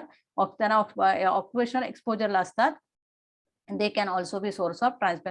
त्यामुळे का जर तुम्ही स्वतः इन्फेक्टेड असाल, तुम्ही स्वतः कॅरियर असाल, कारण माहिती आपल्या बऱ्याचशा स्टाफ लोकांना काय होतं, पुअर वेळेवर जेवायला मिळत नाही, वॉर्डमध्ये इन्फेक्शनला प्रोन्स इन्फेक्शन होतात, बऱ्याच जणांना कॉक्स होतो आणि त्यामुळे होतं आपण ट्रान्समिशन ऑफ इन्फेक्शन होतो. आपण आपल्या घरी इन्फेक्शन करतो, आपल्या लहान मुलं, आजी आजोबा यांना आपण इन्फेक्शन देत असतो. त्यामुळे स्वतःला काळजी घेणं, स्वतःला प्रोटेक्ट करणं खूप गरजेचं आहे. And it's important to manage and prevent the infection in healthcare worker.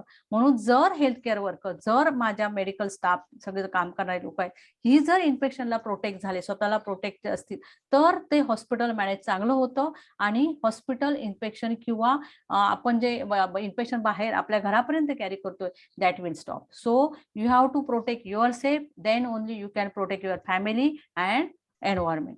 बरोबर की नाही. त्यामुळे स्वतःची काळजी, स्वतःच्या पेशंटची काळजी घेणं खूप गरजेचं आहे. तरच तुम्ही तुमचं लाईफ एन्जॉय करू शकता आणि स्वतः प्रोटेक्ट होऊ शकता. बरोबर की नाही. सो एवढ्या तासभर माझी सगळी बडबड ऐकून घेतली आहे त्यामुळे सगळ्यांचं थँक्स. आणि खरोखरच खूप छान हे मॉड्यूल्स आहेत, खूप चिवटीने खूप छान लेक्चर अरेंज केले आहेत की जेणेकरून थोडंसं आपलं नॉलेज अपडेट होतं आणि आपल्याला हा चान्स मिळालाय. तर हा अजून तुमचे किती एखादं मॉडेल असेल तर अटेंड करायला सोडू नका, कारण आपलं अपडेशन आहे. आपल्याला सगळं माहित असतं पण आपण थोडंसं विसरलेलो असतो आणि हे अपडेशन आपलं असणं खूप गरजेचं आहे. तर ते नॉलेज आपण आपल्या हॉस्पिटलमध्ये यूज करू शकतो. आपलं नॉलेज अपडेट झाल्यानंतर आपलं स्टँडर्ड ऑफ प्रॅक्टिस वाढते, आपल्या हॉस्पिटलचं स्टँडर्ड वाढतो आणि आपले नर्सेसचं पण स्टँडर्ड वाढतो. So all the best girls and this is the excellent experience to all. आणि मलाही चांगला एक्सिलंट एक्सपिरियन्स आहे की तुमच्याशी बोलताना. So thank you very much for listening the lecture. Thank you. Thank you, ma'am, for the excellent lecture. Thank you, ma'am. Now the floor is open for discussion. मैं unmute access दे रही हूँ पार्टिसिपेंट्स को. आप लोग अपने सवाल चैट बॉक्स में डाल सकते हैं या फिर अपने सवालों को अनम्यूट करके आप लोग पूछ सकते हैं. ध्यान रखें आपका सवाल मॉड्यूल 9 से रिलेटेड होना चाहिए.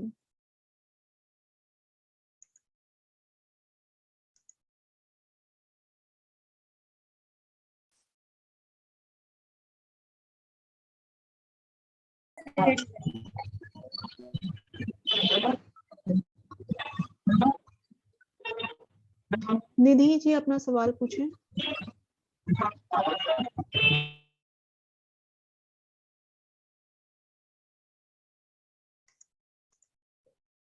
किसी और का भी हाथ उठाए, पर वहां पे कोई बहुत कॉम्प्लिकेटेड सा कोई नंबर लिखा हुआ है।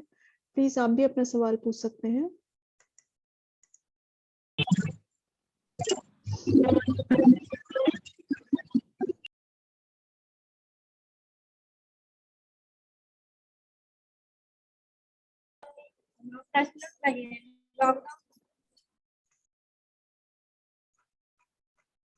किसी का कोई सवाल हो वो पूछ सकता है, चाहे अपने सवाल को आप लोग चैट बॉक्स में डालें या फिर अपने सवाल को अनम्यूट करके आप लोग पूछ सकते हैं।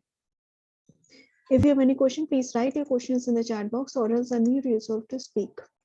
Yes, dose of PEP is fixed as per protocol or is decided according to what?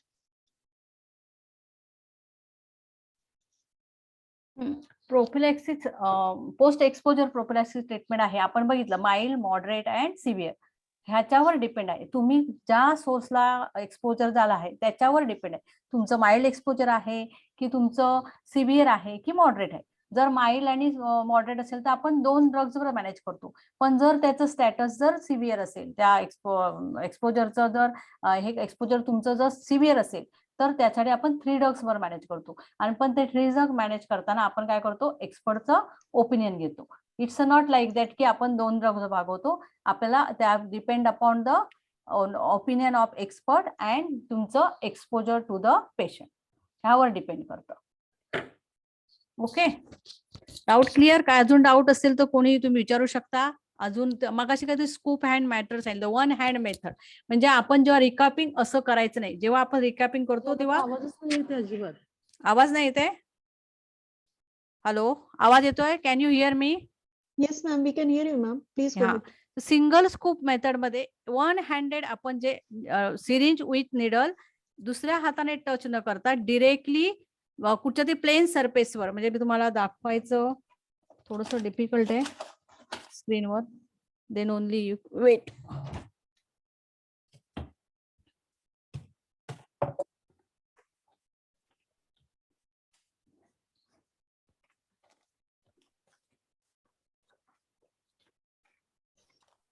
आता मला जर हे सिरिंज निडल आहे तर मी असं त्याला रिकॅपिंग करणार नाही. कुठच्या तरी प्लेन सरफेसला, म्हणजे एखाद्या ट्रॉलीवर किंवा जर रिकॅप असेल तर मी त्यानेच यूज करणार. जसं आपण असं नाही करता एका हातानेच मी त्या रिकॅपिंग करणार.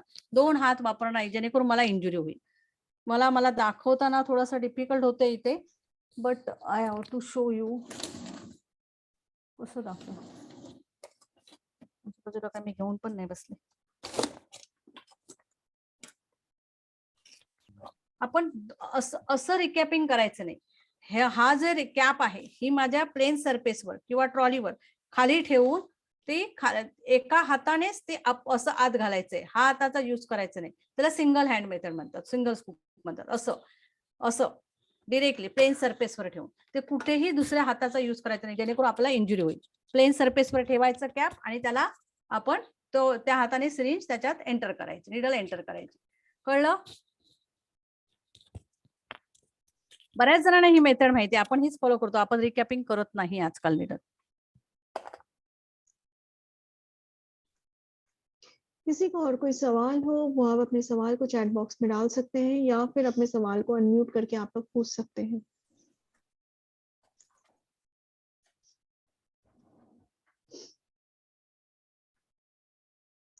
Ma'am, participants like to lecture. They are thanking you in the chat box. Yes, but I see no more questions in the chat box. किसी का कोई yes, what about hepatitis B booster dose? हा, आता तुम्हाला सांगितलेलं आहे ना की आपण काय बघतो, अँटीजन टेस्ट करतो. त्याचं लिमिट किती आहे? मोर दॅन 10. आणि जर तुम्ही व्हॅक्सिनेटेड असाल आणि तुमची जर याची अँटीजन लेस दॅन 10 असेल then only you have to take that dose. Otherwise no need, कारण तुमच्या बॉडीमध्ये प्रेझेंट आहे, अँटीजन आहे. त्यामुळे तुम्ही लेस दॅन 10 असेल then only you have to bother, otherwise not to be bother.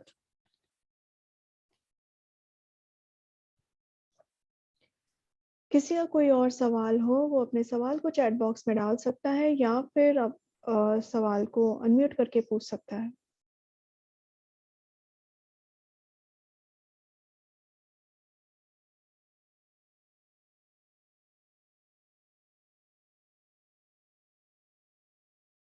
Shraddha ji, आप अपना सवाल पूछ सकती हैं, आपका हाथ उठा हुआ है।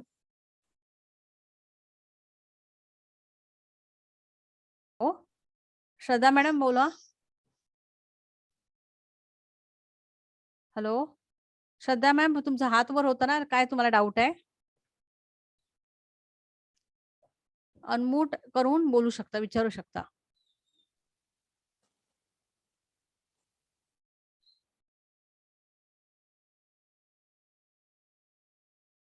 विदय जी, आपका हाथ उठा हुआ है, कोई सवाल है तो आप अपना अनम्यूट करके आप लोग पूछ सकते हैं।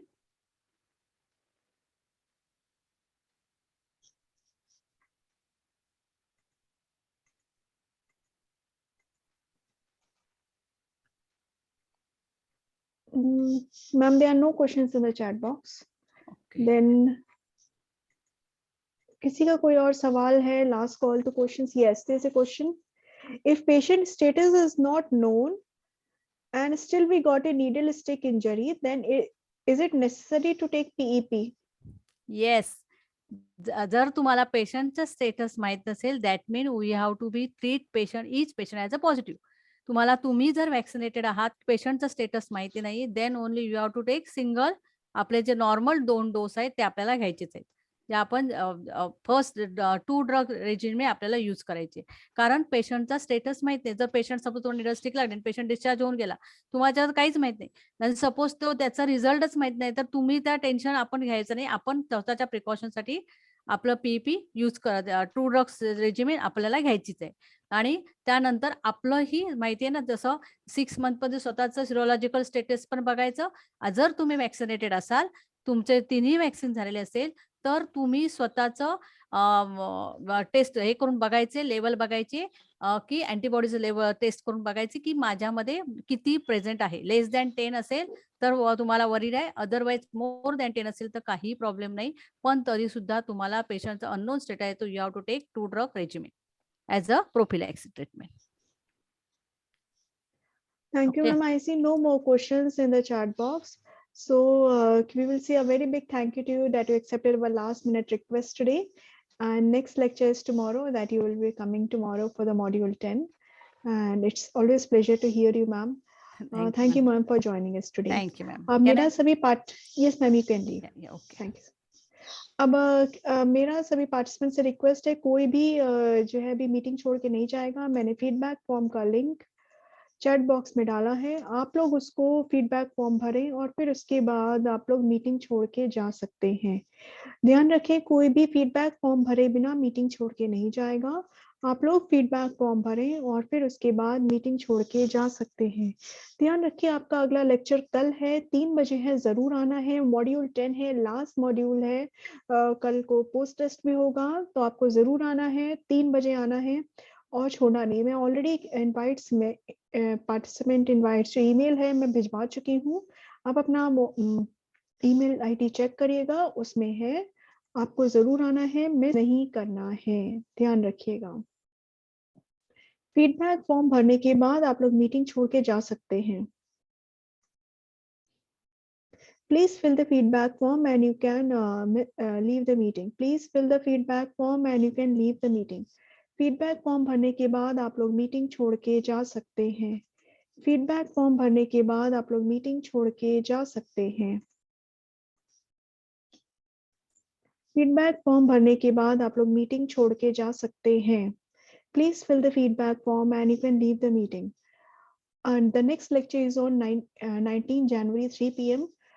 Please check your email for the joining link and join as per the email.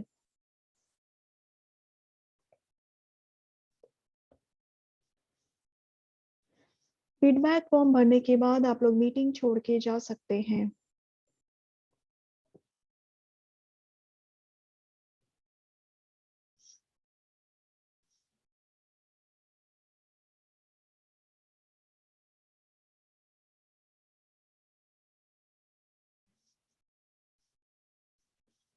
Feedback form भरने के बाद आप लोग मीटिंग छोड़ के जा सकते हैं।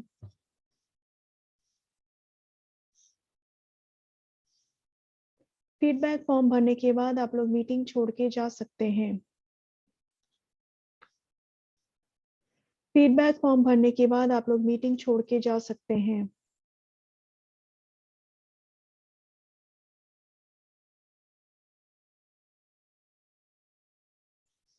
फीडबैक फॉर्म भरने के बाद आप लोग मीटिंग छोड़ के जा सकते हैं।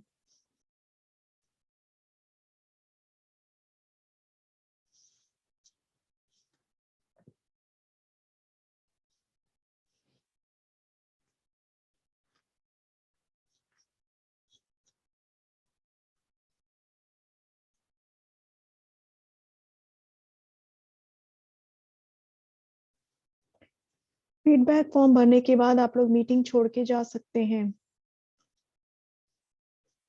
ध्यान रखिए, बिना फीडबैक फॉर्म भरे आप लोग मीटिंग छोड़ के नहीं जाएंगे। फीडबैक फॉर्म भरने के बाद आप लोग मीटिंग छोड़ के जा सकते हैं।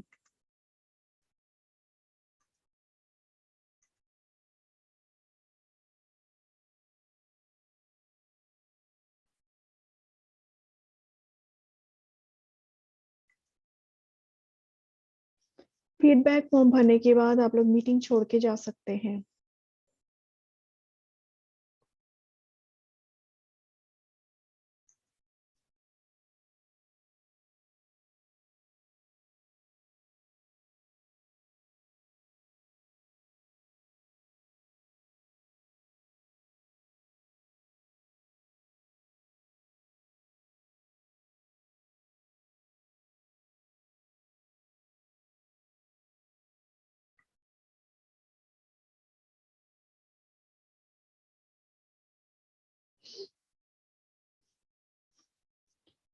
फीडबैक फॉर्म भरने के बाद आप लोग मीटिंग छोड़ के जा सकते हैं।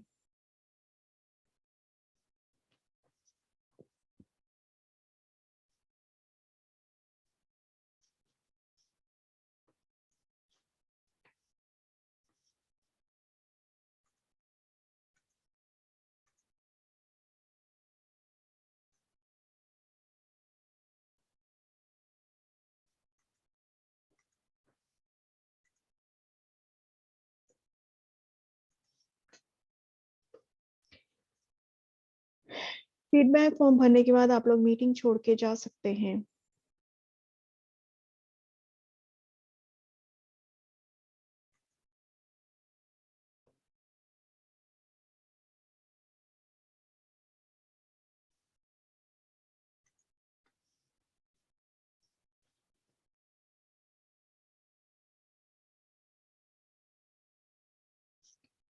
Please fill the feedback form and leave the meeting.